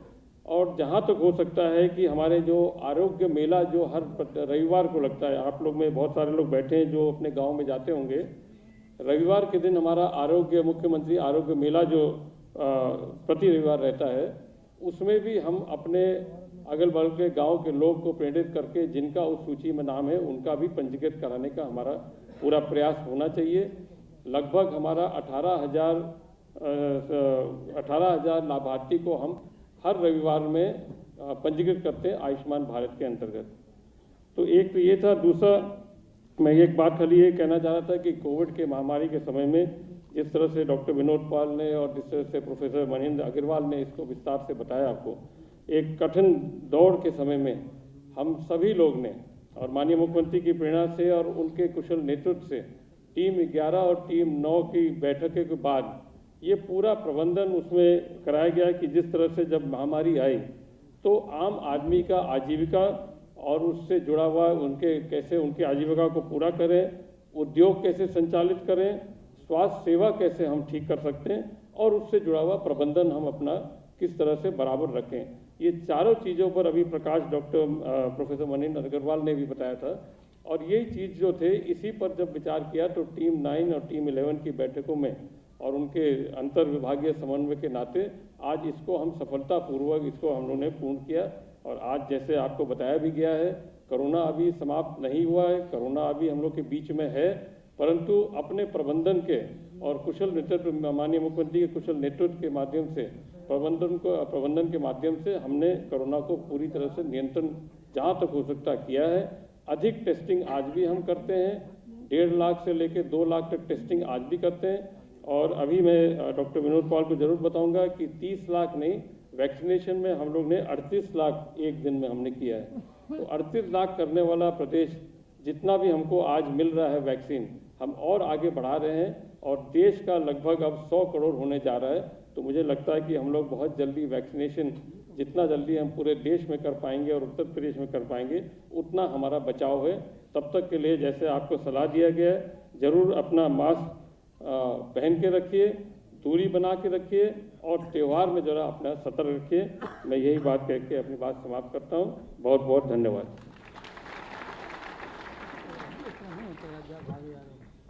बहुत बहुत धन्यवाद माननीय। कोरोना काल ने हमें चिकित्सा शिक्षा के क्षेत्र में और अधिक कार्य करने और उन कार्यों को गति प्रदान करने की भी प्रेरणा दी। मंच पर आसीन है माननीय चिकित्सा शिक्षा मंत्री माननीय श्री सुरेश कुमार खन्ना जी। हम उनसे अनुरोध करेंगे कि हमारा मार्गदर्शन करें।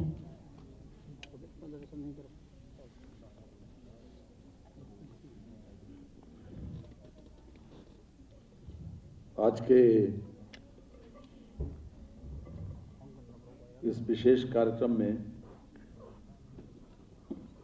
कार्यक्रम के शिखर पुरुष उत्तर प्रदेश के यशस्वी मुख्यमंत्री आदरणीय योगी आदित्यनाथ जी, हमारे साथी मंत्री सम्माननीय श्री जयप्रताप सिंह जी, सम्माननीय श्री अतुल गर्ग जी, आज के कार्यक्रम में विशेष रूप से नीति आयोग के जो हमारे सदस्य हैं डॉक्टर विनोद पॉल जी, वो भी विशेष रूप से उपस्थित हैं, और श्री डॉक्टर महेंद्र अग्रवाल जी, इनको भी आपने सुना। हमारे टीम 9 के सभी अधिकारीगण, मुख्य सचिव से लेकर और हमारे चिकित्सा स्वास्थ्य सचिव, मेडिकल एजुकेशन के सचिव तथा सभी अधिकारीगण, यहाँ पर उपस्थित सभी सम्मानित बहनों और भाइयों, पत्रकार एवं छायाकार मित्रों, महत्वाकांक्षाएं और संवेदनशीलता सामान्य मनों में नहीं पला करती। संवेदनशीलता जो दिखाते हैं, क्योंकि हम जानते हैं कि अपने लिए सब जीते हैं। लौकिक और अलौकिक जगत में याद वो लोग किए जाते हैं कि जो किसी न किसी रूप में दूसरे की जिंदगी को आसान बनाते हैं, दूसरों के लिए कुछ कर गुजारने की तमन्ना रखते हैं। मैं प्रधानमंत्री जी को विशेष रूप से बधाई देता हूं कि उन्होंने आयुष्मान योजना जैसी योजना हिंदुस्तान में चलाई, जिसका लाभ करोड़ों लोगों को हो रहा है, और उत्तर प्रदेश में 1 करोड़ 18 लाख लोग उससे 1 करोड़ 18 लाख परिवार उससे लाभान्वित हो रहे हैं हर वर्ष। ये 1 वर्ष का है। आज जिस प्रकार से डॉक्टर महेंद्र अग्रवाल ने एक यूपी मॉडल के ऊपर अपना वक्तव्य दिया, हमने आपने सबने सुना, उसकी दोहराने की आवश्यकता नहीं है। लेकिन कुछ चीज़ें उसमें बहुत ज़्यादा फोकस करने की हैं कि जिस प्रकार से उन्होंने विश्लेषण किया, उस विश्लेषण के आधार के ऊपर हम अपना किसी न किसी रूप में जिस क्षेत्र में भी हैं हम उसमें अपनी कार्य योजना तय कर सकते हैं। साथ ही साथ डॉक्टर विनोद पाल जी ने भी जिस प्रकार से उत्तर प्रदेश सरकार की इसमें सराहना की, वो वास्तव में अपने आप में एक बहुत बड़ा उदाहरण है, क्योंकि हमसे जो बेहतर राज्य थे चिकित्सा और स्वास्थ्य के क्षेत्र में, चाहे केरल हो, चाहे महाराष्ट्र हो और चाहे कर्नाटक हो, वहाँ पर भी जहाँ पॉजिटिविटी रेट की बात करें, चाहे एक्टिव केसेस की बात करें और चाहे फर्टिलिटी रेट की बात करें, तो वहाँ पर भी उससे भी उत्तर प्रदेश में हम इसको सीमित करने में बहुत बड़ी सफलता हमने प्राप्त की है। और इसका सबसे बड़ा श्रेय जो जाता है वो हमारे मुख्यमंत्री जी को जाता है कि जिन्होंने एक कम्पैक्ट प्लानिंग करके और एक कांस्टेंट मॉनिटरिंग के आधार पर परिणाम दिया। जिस प्रकार से उन्होंने जैपनीज इंसेफ्लाइटिस, जो पूर्वांचल की एक बहुत खतरनाक बीमारी होती थी और हजारों लोग उसके शिकार होते थे, उसकी भी लड़ाई उन्होंने संसद से लेकर सड़क तक लड़ी। और जिस दिन से उत्तर प्रदेश के मुख्यमंत्री का पद संभाला, उस दिन से बिना रुके बिना थके उन्होंने प्रत्येक क्षेत्र में यह कोशिश की कि हम किस प्रकार से बेहतर कर सकते हैं। और उसी का भी यह परिणाम हुआ कि 10 साल तक जो ग्राफ लगातार उत्तर प्रदेश नीचे की ओर जा रहा था, उसमें हम ऊपर की ओर हर तरफ चल रहे हैं। और इससे दो आंकड़े जो अभी हमारे सामने प्रस्तुत हुए, एक तो पर कैपिटा इनकम का आंकड़ा है, उसमें इजाफा हुआ, और साथ ही साथ जो बेरोजगारी की दर, अभी हमारे अग्रवाल साहब ने विशेष रूप से कोट किया कि भारत में बेरोजगारी की दर क्या थी और आज हमारी बेरोजगारी की दर क्या है, इसमें कितना बड़ा फर्क आया है, इसका हम इसको महसूस कर सकते हैं। ये हमारे लिए एक मानक है, एक पैमाना है जिसके आधार के ऊपर हम इसका मूल्यांकन कर सकते हैं गुड गवर्नेंस का। आप याद करिए कि पिछली सरकार में मात्र 30,000 रुपए का बीमा कवर देते थे, कि केवल 30,000 रुपए तक की सुविधा थी किसी भी कमजोर आदमी को इलाज कराने के लिए। लेकिन माननीय प्रधानमंत्री जी ने 5 लाख रुपए तक की सुविधा दी, बीमा कवर 5 लाख रुपए तक का दिया। एक बहुत बड़ा कदम था और उसी का ये परिणाम हुआ कि हमारे उससे काफी लोग लाभान्वित हुए। मुख्यमंत्री जी ने भी उसी का विशेष रूप से अनुकरण करते हुए, प्रधानमंत्री जन आरोग्य योजना का अनुकरण करते हुए उन्होंने मुख्यमंत्री जन आरोग्य अभियान को चलाया, और उसमें चाहे वो 8.43 लाख परिवार जो लोग वंचित रह गए थे उनको उससे लाभान्वित किया, और ख़ास तौर से जो श्रमिकों के परिवार 11.65 लाख, उनको भी उससे लाभान्वित किया जा रहा है। आज हम विशेष रूप से उनको बधाई देते हैं, क्योंकि हमारी पार्टी का एजेंडा भी यही था कि हम समाज में जो सबसे पीछे खड़ा व्यक्ति है, जो सबसे अंतिम पायदान पर व्यक्ति है, उसके चेहरे पर मुस्कान लाना, ये हमारा एजेंडा रहा। और उसी का एक अनुपालन करते हुए 40 लाख अंत्योदय कार्ड धारकों को ये सुविधा दी जा रही है, जिसमें लगभग 1,30,00,000 ऐसे लोग होंगे जिनको ये कार्ड वितरित किया जाएगा। आज भी आपके सामने वितरित किया जाएगा ये, और पूरे उत्तर प्रदेश में इस प्रकार का कार्यक्रम हो रहा है। बहनों और भाइयों, सोचने और करने में बहुत बड़ा फर्क है। हम प्लानिंग बहुत सी बनाते हैं, लेकिन प्लानिंग बना के उसको कार्यान्वित करना और कार्यान्वित करके उसके परिणाम तक पहुंचाना, ये अपने आप में बड़ी बात है।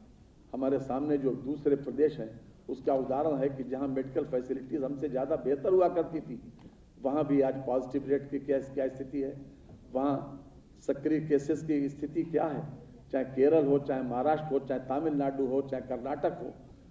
ये वो स्टेट्स हैं कि जो मेडिकल फैसिलिटीज के नाम पर हमारे लोग यहाँ से इलाज कराने इन प्रदेशों में जाते थे और जो सोचते थे कि उत्तर प्रदेश में फैसिलिटीज नहीं है। लेकिन मुख्यमंत्री जी ने इसमें विशेष रूप से जो ध्यान देकर और उत्तर प्रदेश के प्रत्येक जनपद में मेडिकल कॉलेज खोलने की योजना के तहत जो कार्य किया है कि आते ही 7 मेडिकल कॉलेज को संचालित करवाया, 9 मेडिकल कॉलेज का लोकार्पण प्रतीक्षित है।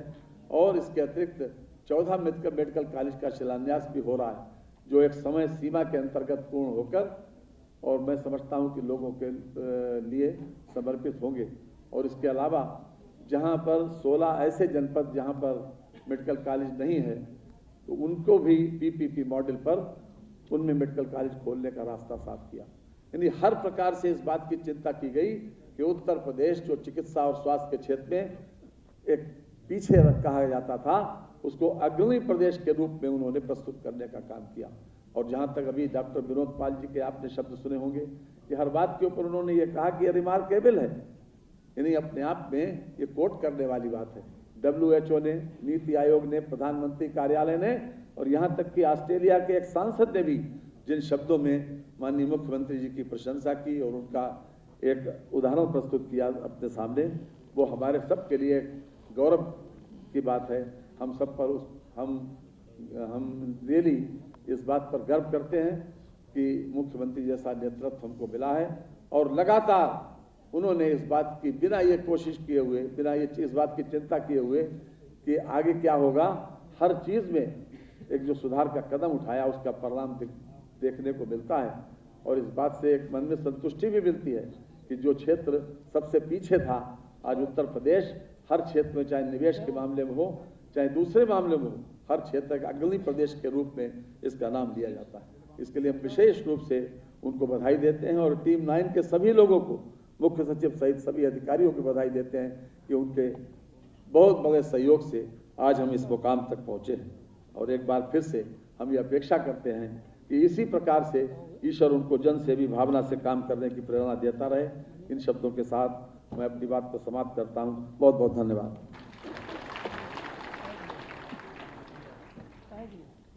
बहुत बहुत धन्यवाद माननीय आपके उद्बोधन के लिए।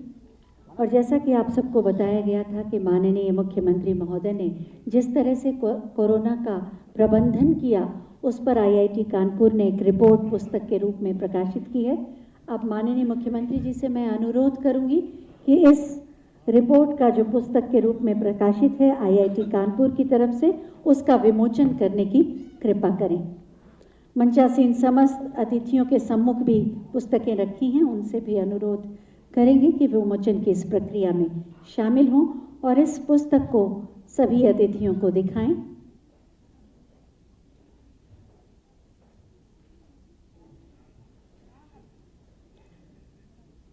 माननीय मुख्यमंत्री महोदय द्वारा कोरोना के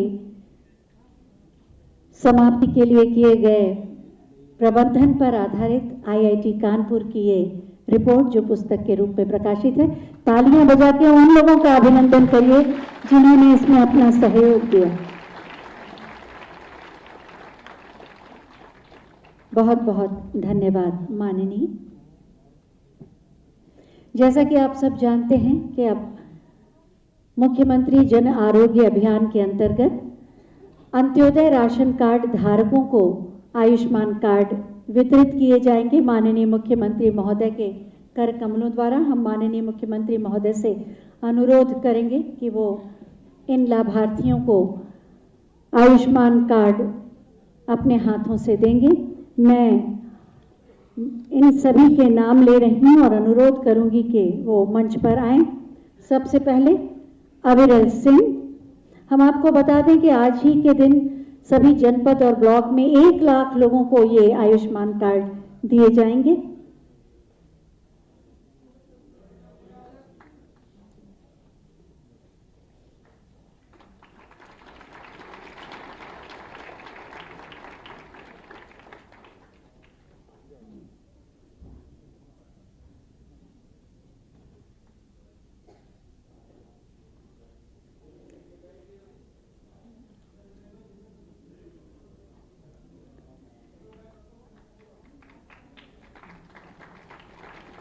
मिलाप,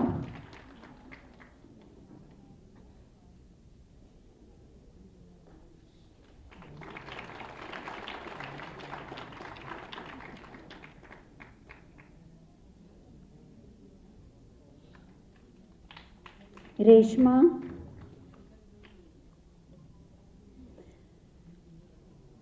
सभी लोग ताली बजाएं तो कुछ और आनंद आएगा।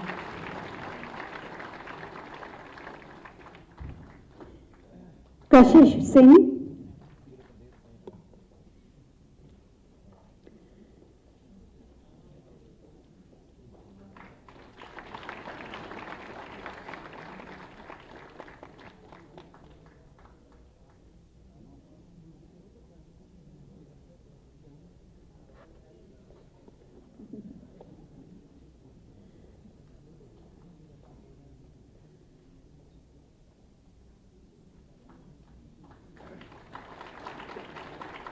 अर्चना,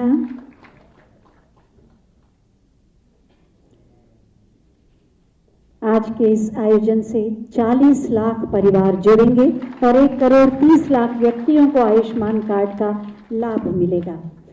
लाल बहादुर,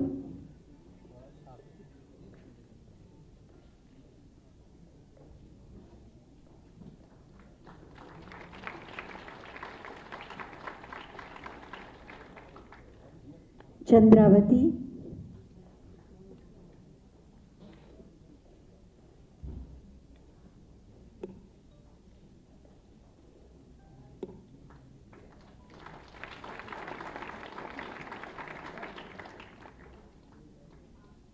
फतेह बहादुर सिंह,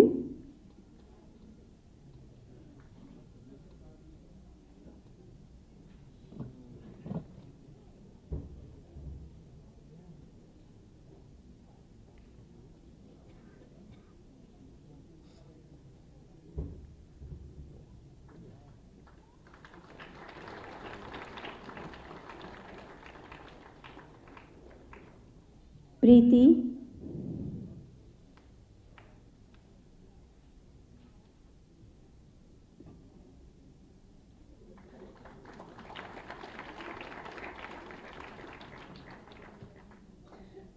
जुबैर,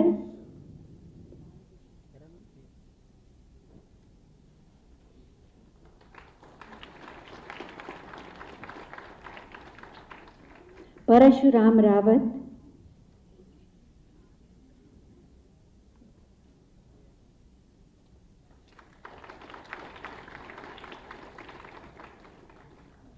मोहसिना,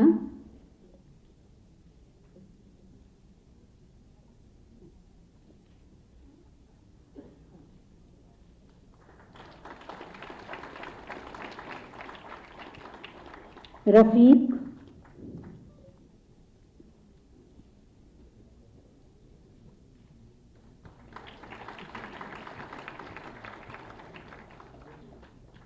कमरुद्दीन,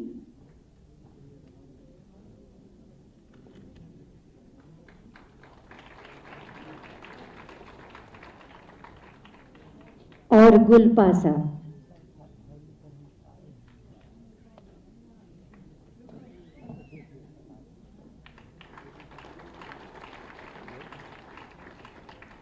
बहुत बहुत धन्यवाद माननीय। इस समय प्रतीक के रूप में 15 लोगों को ये आयुष्मान कार्ड दिए गए और आज ही के दिन इसी समय सभी जनपद और ब्लॉक में आज 1 लाख लोगों को ये कार्ड वितरित किए जाएंगे। अंत्योदय की मूल प्रेरणा सुरक्षा की प्रतिबद्धता और विकास के संकल्प के साथ नए भारत के नए उत्तर प्रदेश का निर्माण कर रहे हैं माननीय मुख्यमंत्री माननीय श्री योगी आदित्यनाथ जी। मैं बहुत आदर के साथ माननीय मुख्यमंत्री महोदय से अनुरोध करूंगी कि अपने आशीर्वचनों से हमारा मार्ग प्रशस्त करें।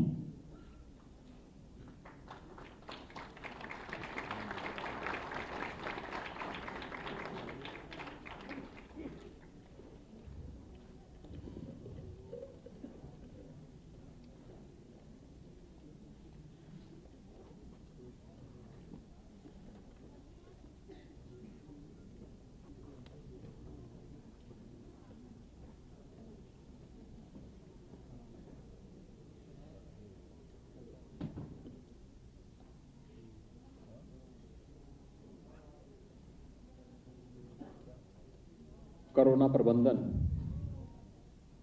और उत्तर प्रदेश मॉडल पर आईआईटी कानपुर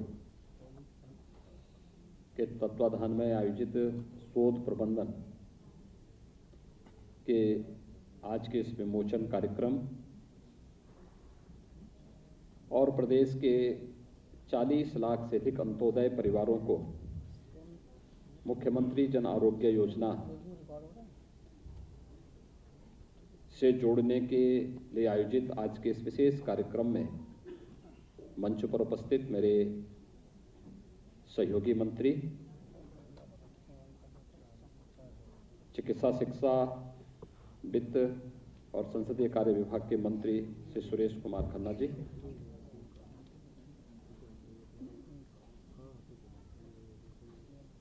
स्वास्थ्य और चिकित्सा के मंत्री श्री जयप्रताप सिंह जी, विभाग के राज्य मंत्री श्री अतुल गर्ग जी, आज के इस विशेष कार्यक्रम में उपस्थित सदस्य नीति आयोग डॉक्टर विनोद पॉल जी, निदेशक IIT कानपुर श्री अभय निंकर जी, और जिन्होंने शोध प्रबंध को यूपी मॉडल के रूप में यहाँ पर आज हम सबके सामने प्रस्तुत किया है, IIT कानपुर के वरिष्ठ प्राध्यापक प्रोफेसर मनिंदर अग्रवाल जी, प्रदेश के मुख्य सचिव R.K. तिवारी जी, अपर मुख्य सचिव स्वास्थ्य समेत यहाँ पर मंच पर उपस्थित मेरे साथ टीम 9 की वह सभी सदस्यगण जो कोरोना कालखंड में, इनमें से ज़्यादातर सदस्य ऐसे हैं जो मेरे साथ पहले दिन से यानी 25 मार्च 2020 से कोरोना प्रबंधन के इस कार्य के साथ जुड़े हैं। इसमें अपर मुख्य सचिव गृह हैं, अपर मुख्य सचिव ग्राम्य विकास और पंचायती राज हैं जो इस समय राजस्व का काम भी देख रहे हैं, अपर मुख्य सचिव सूचना हैं, इसके साथ ही कृषि उत्पादन आयुक्त हैं, IIDC हैं,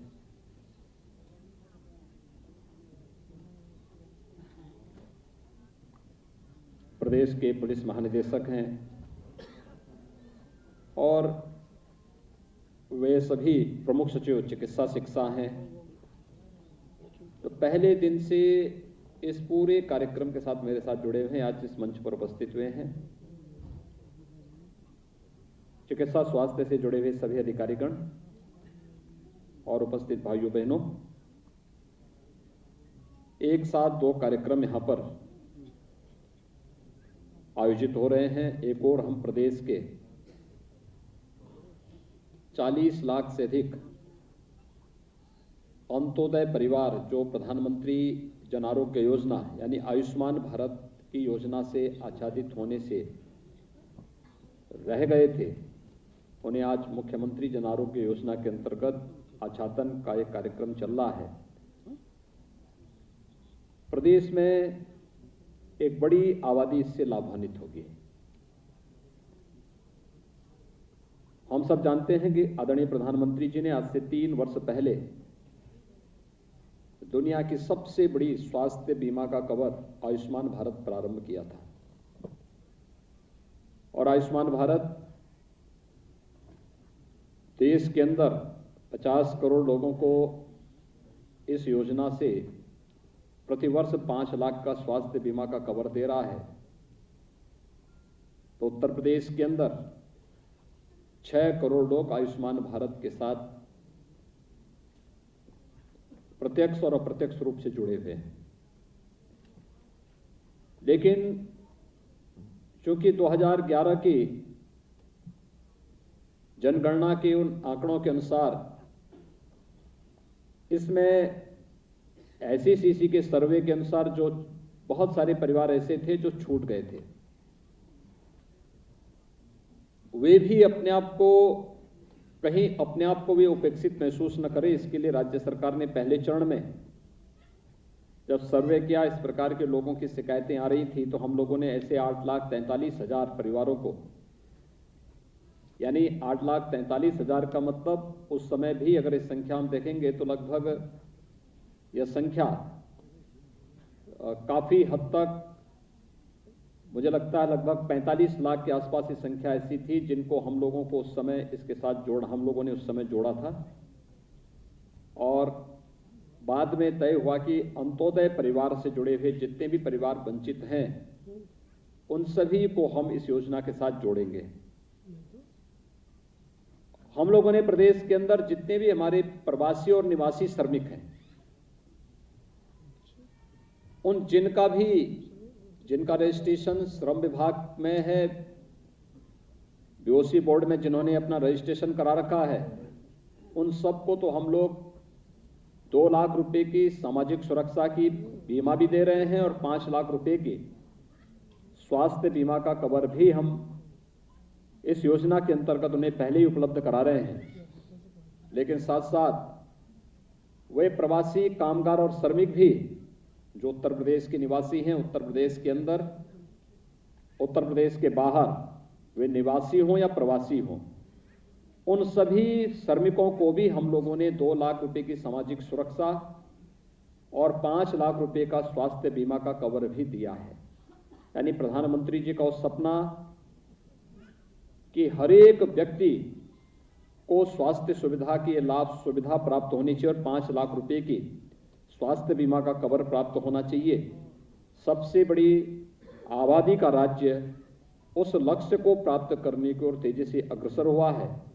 मैं इस अवसर पर आज जब प्रदेश के अंदर 40 लाख से अधिक परिवारों को ये सुविधा उपलब्ध हो रही है, जिसमें 1 करोड़ से अधिक लोग लाभान्वित होंगे, इस अवसर पर यहाँ प्रदेश की राजधानी लखनऊ में और प्रदेश के विभिन्न जनपदों में विकासखंड स्तर पर जो समारोह आज आयोजित हो रहे हैं, वहाँ पर उपस्थित उन सभी नागरिकों को जो आज इस सुविधा से आच्छादित होंगे, उन सबको और जो आने वाले समय में भी होंगे, उन सभी को मैं इस अवसर पर हृदय से बधाई देता हूं, उन सबको प्रति अपनी शुभकामनाएं व्यक्त करता हूं। आयुष्मान भारत ने स्वास्थ्य क्षेत्र में आम जन के मन में जागरूकता के साथ साथ उसको जीने के लिए एक नई राह दिखाई है और हर व्यक्ति के मन में एक उत्सुकता बढ़ी है। पहले वह डॉक्टर के पास नहीं जाता था, पता नहीं डॉक्टर कितना खर्चा बता देगा। मैं शहर में जाऊंगा तो कोई कॉर्पोरेट हॉस्पिटल है या बड़ा चिकित्सालय है, उसको बाहरी स्वरूप देख करके ये गरीब व्यक्ति डर जाता था। लेकिन हम सब आभारी हैं प्रधानमंत्री मोदी जी के, जिन्होंने हर व्यक्ति को, चाहे वह किसी भी हॉस्पिटल में, इम्पैनल्ड हॉस्पिटल कोई भी है, और हर बड़ा हॉस्पिटल आज के दिन पर आयुष्मान भारत में इम्पैनल्ड है, वह हर व्यक्ति वहां आज अपना उपचार बेझिझक करा सकता है। 5 लाख रुपए तक की स्वास्थ्य बीमा से आच्छादित होने के बाद बेझिझक वहां अपना उपचार करा सकता है। अगर यह श्रेय किसी को दिया जा सकता है तो देश के यशस्वी प्रधानमंत्री श्री नरेंद्र मोदी जी को दिया जा सकता है। मैं इस अवसर पर जब हम 1 करोड़ नए लोगों को इस योजना के साथ जोड़ रहे हैं, तो इन सभी योजनाओं के प्रेरणा स्रोत प्रधानमंत्री मोदी जी का हृदय से आभार व्यक्त करते हुए इन सभी नए परिवारों को भी मैं इस अवसर पर अभिनंदन करता हूं। और मुझे लगता है कि विजयादशमी के अवसर पर उनकी आरोग्यता की कामना करते हुए इस योजना उनके लिए और परिवार के लिए फलदायी हो, इसके लिए मैं उन सभी को अपनी शुभकामनाएं भी देता हूं। हम सब जानते हैं हेल्थ इंफ्रास्ट्रक्चर पर प्रधानमंत्री जी का विशेष जोर रहा है। पहले देश के अंदर एक एम्स हुआ करता था दिल्ली में। सरदेव अटल बिहारी वाजपेयी जी ने 6 एम्स किए। 2004 के बाद इनकी गति धीमी पड़ गई और हम सब आभारी हैं प्रधानमंत्री मोदी जी ने एम्स की संख्या 6 से बढ़ाकर के 22 तक कर दी है। यानी 1947 से 2099, 2001, 2000 तक कुल 1 एम्स देश के अंदर था। एक एम्स बन पाया था। सन 2000 से 2004 के बीच में 6 एम्स पर कार्य प्रारंभ हुआ। लेकिन आज हम आभारी हैं प्रधानमंत्री मोदी जी के कि मात्र 7 वर्ष की एक छोटी सी कार्यावधि में देश के अंदर 22 तो एम्स का निर्माण हो रहा है या वे प्रारंभ हो चुके हैं। और 22 एम्स के साथ ही प्रधानमंत्री स्वास्थ्य सुरक्षा योजना के अंतर्गत मेडिकल कॉलेजेस का जो हेल्थ इंफ्रास्ट्रक्चर डेवलपमेंट के लिए जो कार्य अभूतपूर्व कार्य हुआ है। मुझे याद है 1947 से 2016-17 के बीच में उत्तर प्रदेश में केवल 12 से 15 मेडिकल कॉलेज बन पाए थे। उत्तर प्रदेश एक बड़ी आबादी का राज्य है, सभ्यता और संस्कृति की आधार स्तंभ है, भारत की आत्मा बसती है उत्तर प्रदेश में। और उत्तर प्रदेश जैसे राज्य को हेल्थ के सेक्टर में कितना उपेक्षित करके छोड़ा हुआ था। मेडिकल कॉलेज सीमित संख्या में, 12 से 15 मेडिकल कॉलेज आजादी के बाद मात्र 70 वर्षों में खुल पाए थे। और आज मुझे बताते हुए प्रसन्नता है कि 75 जनपद हैं उत्तर प्रदेश के। 75 जनपदों में से 16 जनपदों को छोड़ दें जहां पर हम अभी कोई सरकारी मेडिकल कॉलेज नहीं दे पाए हैं,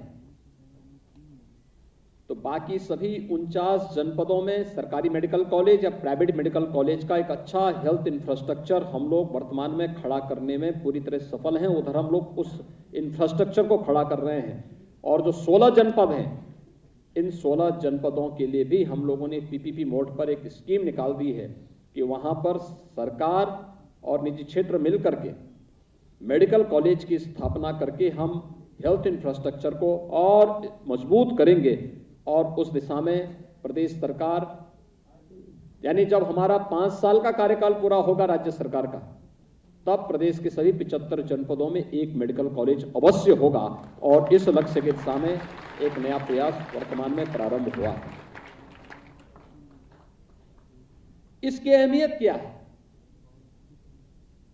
तो अहमियत इसकी यही है कि अगर हमारे पास 2014 में प्रधानमंत्री मोदी जी ने हेल्थ इंफ्रास्ट्रक्चर पर जोर नहीं दिया होता, तो कोरोना जैसी महामारी के दौरान हम कहां ठहरते, कहां लोगों को एडमिट करते, कहां पे स्वास्थ्य सुविधाएं उपलब्ध करवाते। आज हमारे पास उत्तर प्रदेश जैसे राज्य में 1,80,000 बेड्स हमारे पास मौजूद हैं, जो केवल कोरोना उपचार के लिए हम लोगों ने इस दौरान प्रदेश के अंदर न केवल उनको यहां पर कोविड के लिए तैयार किया, बल्कि वहां पर हम लोगों ने उतना मैन पावर भी उपलब्ध कराया। उत्तर प्रदेश जैसे राज्य में कोविड जांच की कोई सुविधा नहीं थी। जब यहां पे 6 मार्च को पहला उत्तर प्रदेश के अंदर कोविड का पहला पेशेंट सामने आया था, पहला पॉजिटिव केस आया था, हमारे पास टेस्ट की सुविधा नहीं थी। हमें एनआईवी पुणे भेजना पड़ा था, पेशेंट को सफदरजंग दिल्ली भेजना पड़ा था, नोएडा में आए थे, इसके बाद उनको भी वहीं भेजना पड़ा था। और हमारे पास पहली टेस्ट लैब स्थापित हुई थी केजीएमयू लखनऊ में, और ये हुई थी 23 मार्च 2020 को, जिसमें केवल 72 टेस्ट प्रतिदिन हम कर सकते थे। उस समय हम लोगों को बड़ी मशक्कत करनी पड़ती थी। मैं स्वास्थ्य विभाग से कहता था कि नहीं, स्वास्थ्य विभाग को भी, चिकित्सा शिक्षा विभाग को भी। हमने कहा इसको 72 को आगे बढ़ाइए। कहते साहब 72 पर्याप्त है। मैंने कहा नहीं, पर्याप्त नहीं है, इसको तत्काल पहले 100 कर दीजिए। 100 जिस दिन हुआ, मैंने कहा इसको 1000 तक पहुंचाइए। कहा कोई आवश्यकता नहीं। मैंने कहा नहीं, बढ़ाइए। 1000 हुआ, हमने उसी दिन कहा इसको 10,000 तक पहुंचाइए। 10,000 हुआ, मैंने कहा इसको 25,000 तक पहुंचाइए। कहते आवश्यकता नहीं पड़ेगी।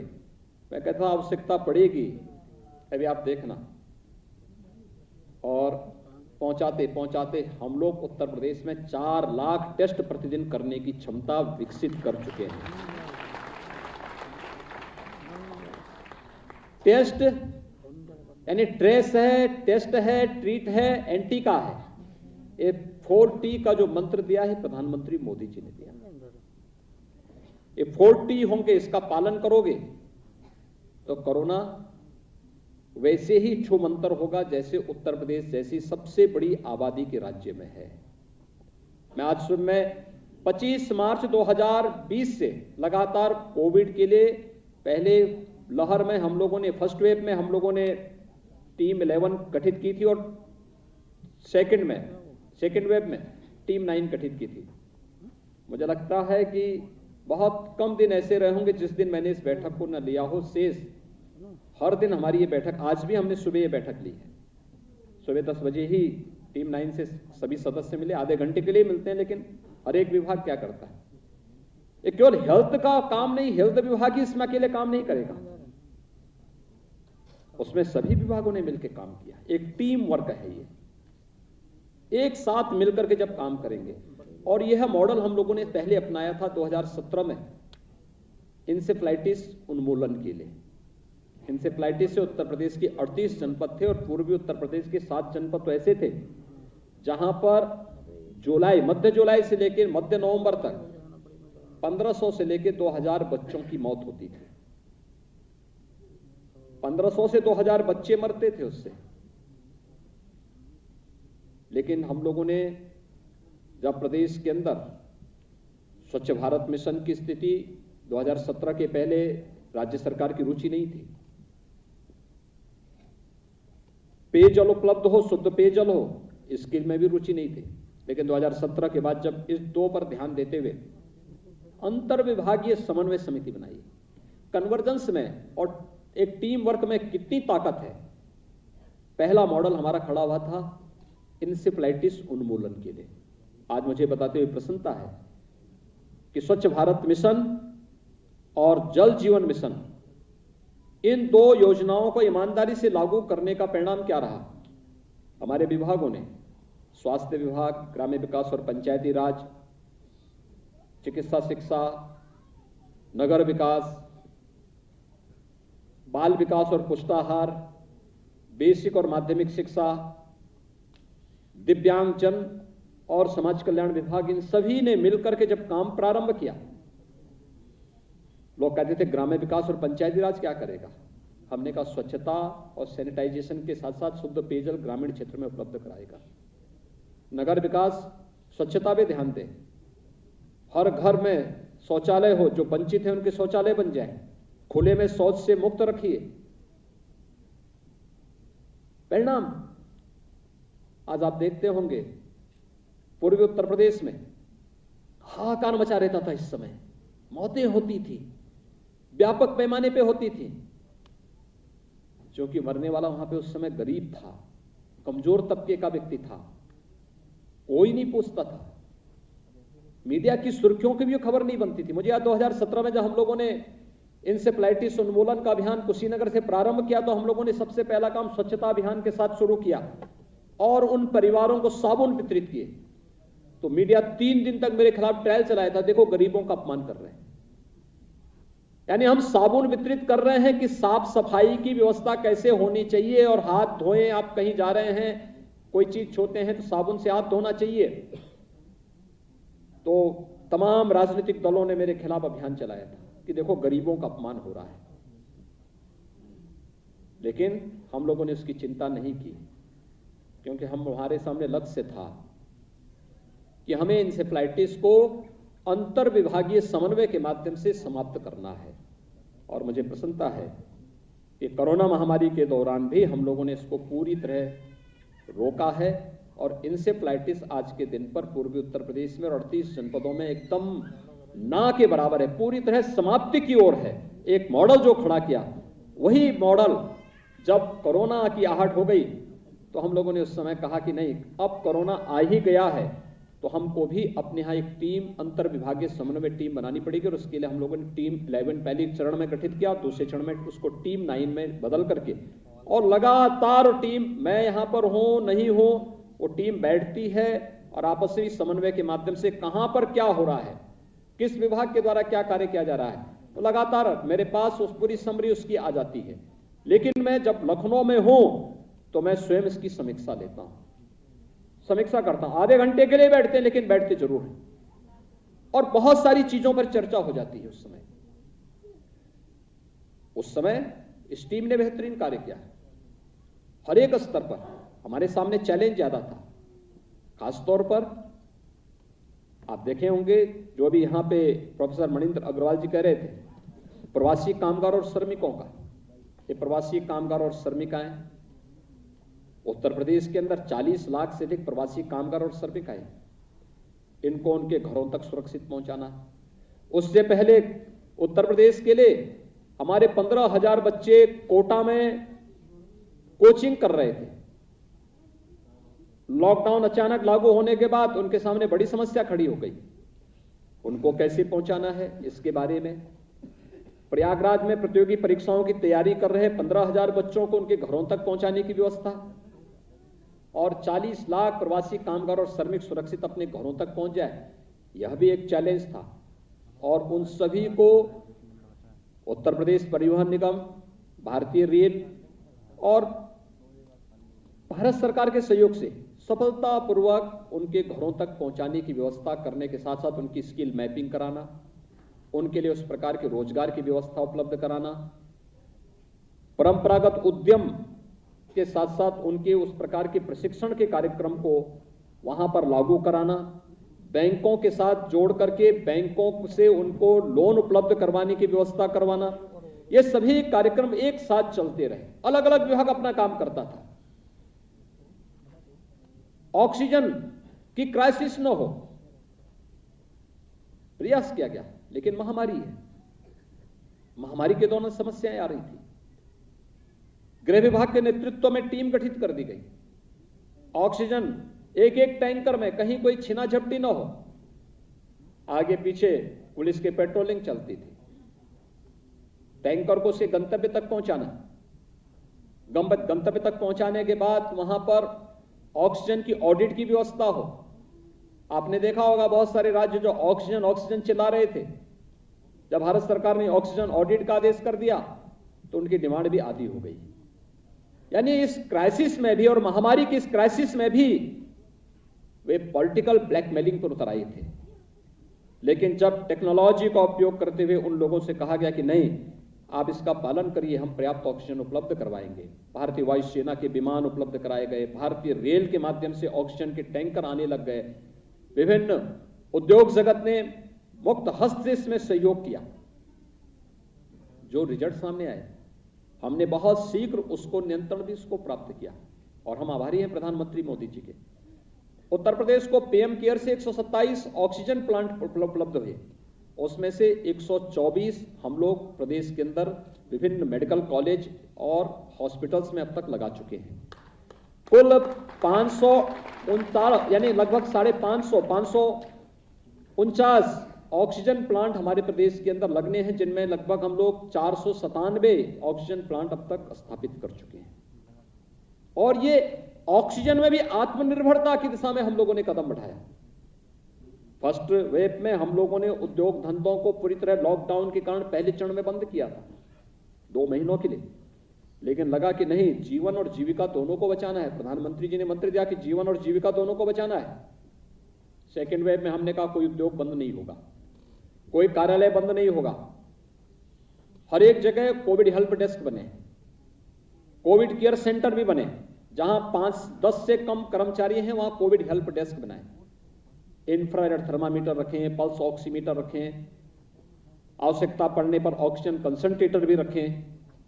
जहां पे 10 से अधिक कर्मी काम कर रहे हैं उनके लिए कहा गया कि वह कर्मचारी और श्रमिकों की संख्या के अनुपात में बेड्स भी रखेंगे। अगर उनके पास 25 तक कर्मचारी हैं या श्रमिक हैं तो वह कम से कम 2 बेड का कोविड केयर सेंटर वहां स्थापित करें, ऑक्सीजन कंसंट्रेटर भी रखें, हेल्प डेस्क भी बनाएं। वहां पे उनके पास इंफ्रारेड थर्मामीटर होना चाहिए, पल्स ऑक्सीमीटर होना चाहिए, इन मास्क होने चाहिए।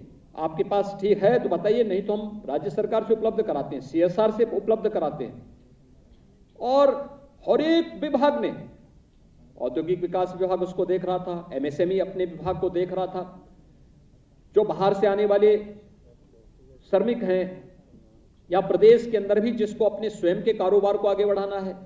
पीपी किट की क्राइसिस हुई, एमएसएमई विभाग ने पीपी किट बनाना प्रारंभ किया। क्वालिटी की जांच करने के लिए यहां पे कमेटी गठित कर दी गई। ये सभी चीज एक साथ होते गए, लेकिन प्रेरणा थी प्रधानमंत्री मोदी जी की।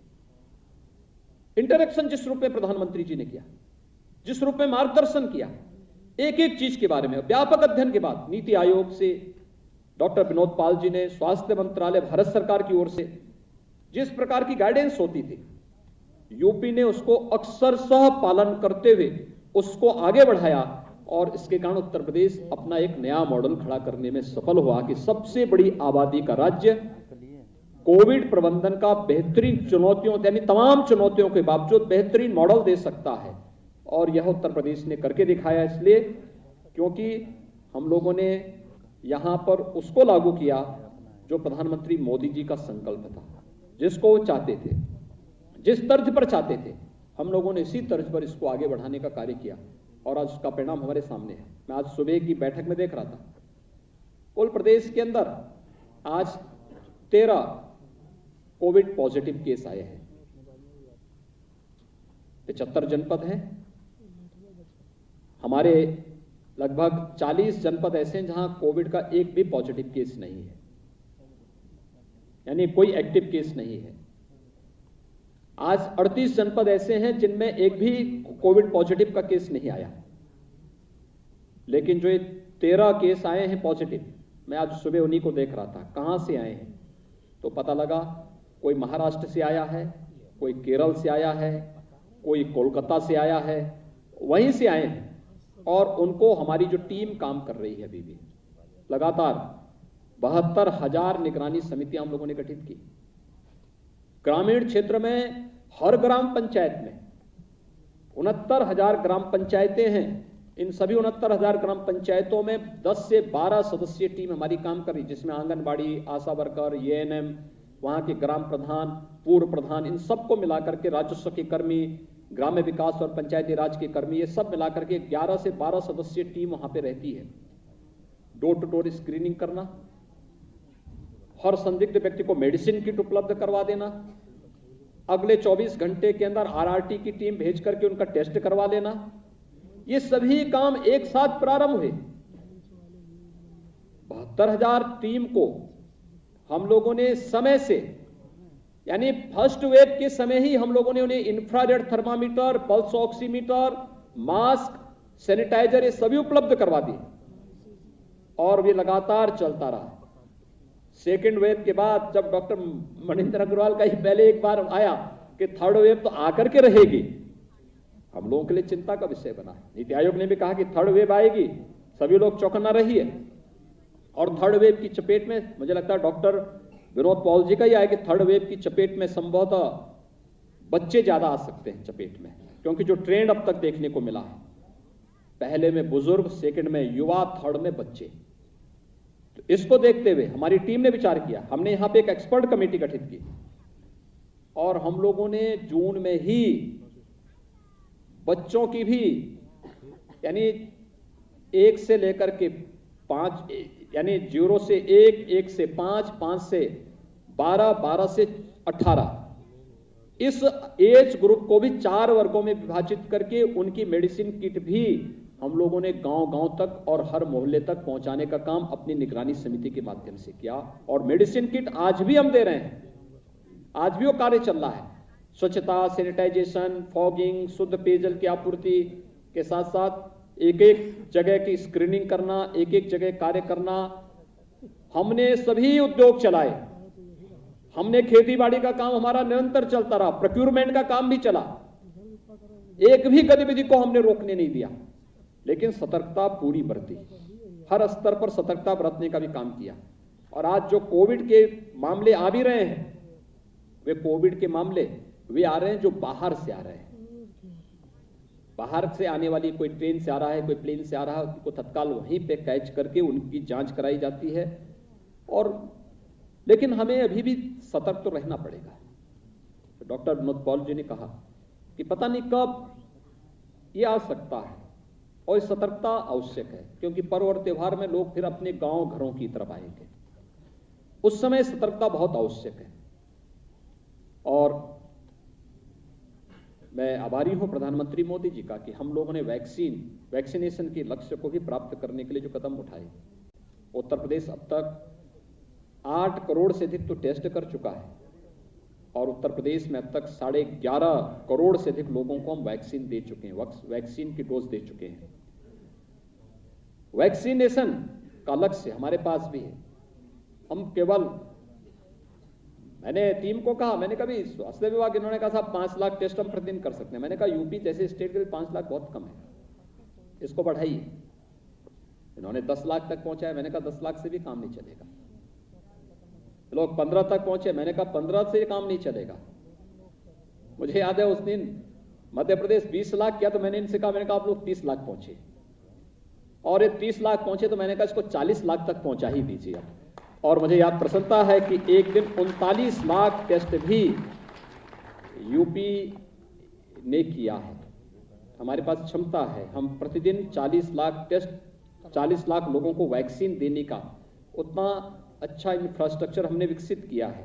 वैक्सीनेशन सेंटर पे कोई भी जाता है, मुझे, मैं हर तबके के व्यक्ति से मिलता हूँ, मिला भी हूँ, हर व्यक्ति कहता साहब हम लोग जहां गए किसी भी प्राइवेट हॉस्पिटल से अच्छी व्यवस्था हमें सरकारी व्यवस्था में देखने को मिली।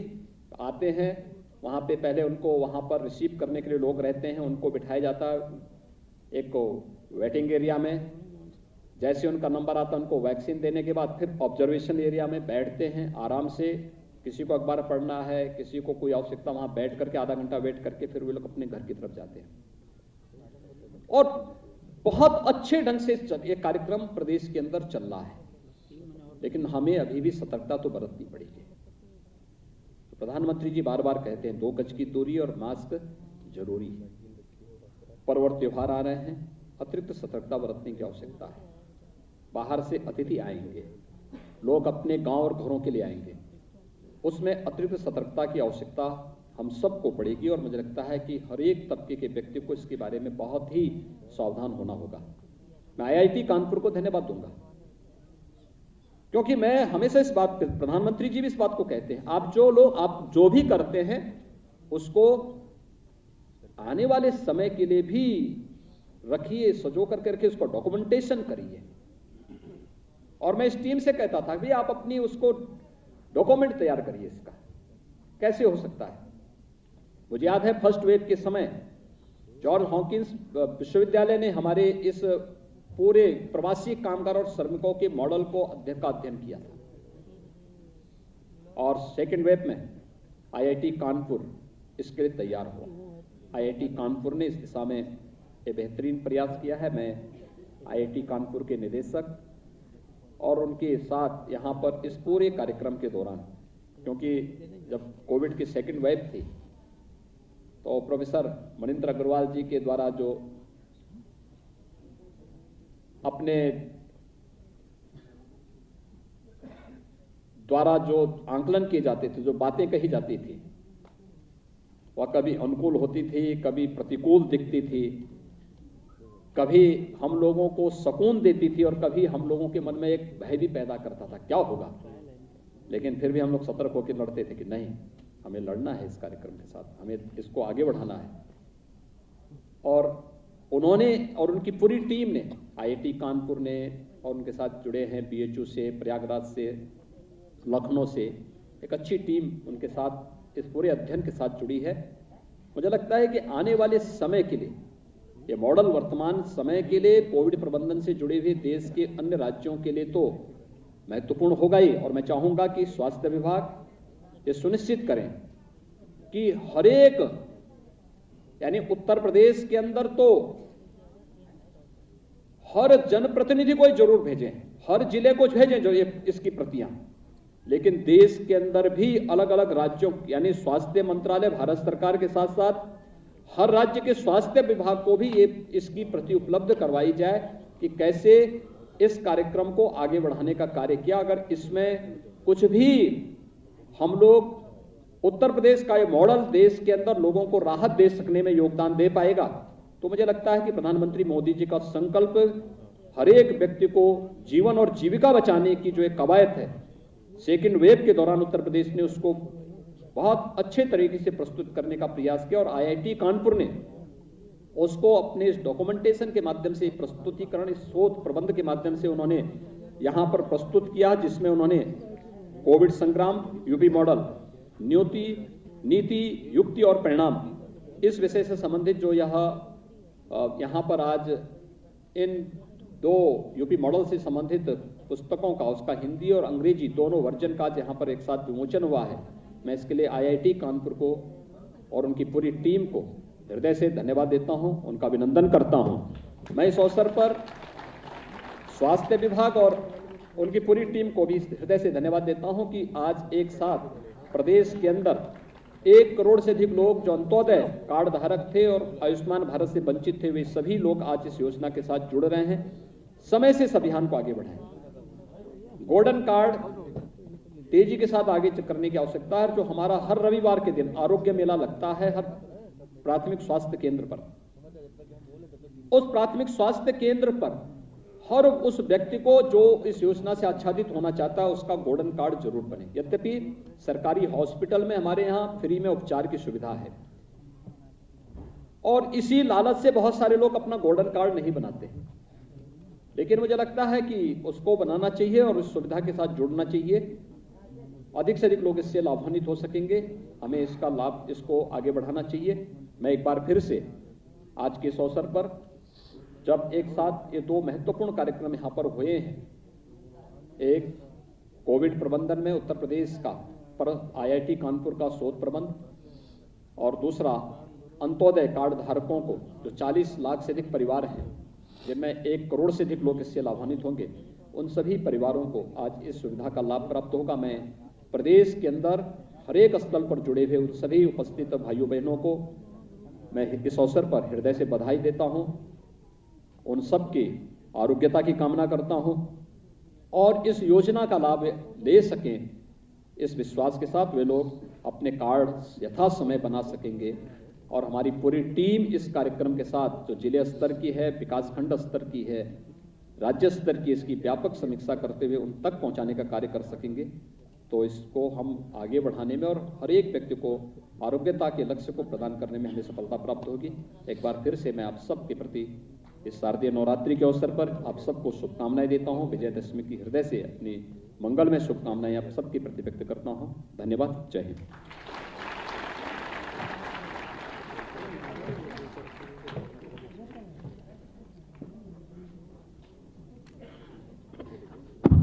बहुत बहुत धन्यवाद माननीय, आपके प्रेरणादायी उद्बोधन के लिए। और अब अंत में मैं माननीय राज्य मंत्री स्वास्थ्य माननीय श्री अतुल गर्ग जी से अनुरोध करूंगी कि वो अतिथियों के प्रति आभार व्यक्त करें।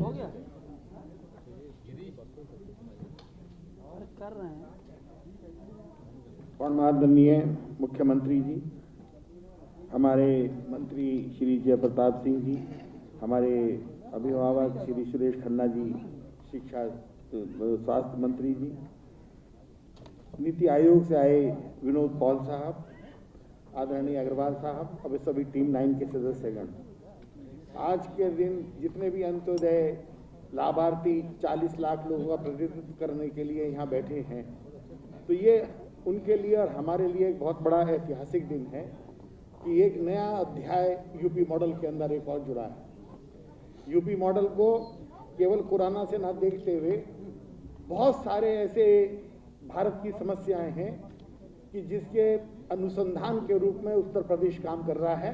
उन समस्याओं का अनुसंधान करके फिर समाधान भी पूरे देश को दे रहा है और इसकी चर्चा आज स्वयं नीति आयोग ने भी की है, आज IIT के अग्रवाल साहब ने भी की है। तो मैं इस अवसर पर ये कहना चाहता हूँ कि उत्तर प्रदेश अब केवल सबसे बड़ी आबादी के रूप में नहीं जाना जाता, उत्तर प्रदेश केवल सबसे ज़्यादा प्रधानमंत्री देने वाले प्रदेश के रूप में नहीं जाना जाता। उत्तर प्रदेश एक बड़ी भूमिका के रूप में पूरे भारत को गति देने का काम कर रहा है। इसके लिए मैं माननीय मुख्यमंत्री जी को, सभी लोगों को बहुत बहुत धन्यवाद और बधाई देता हूँ।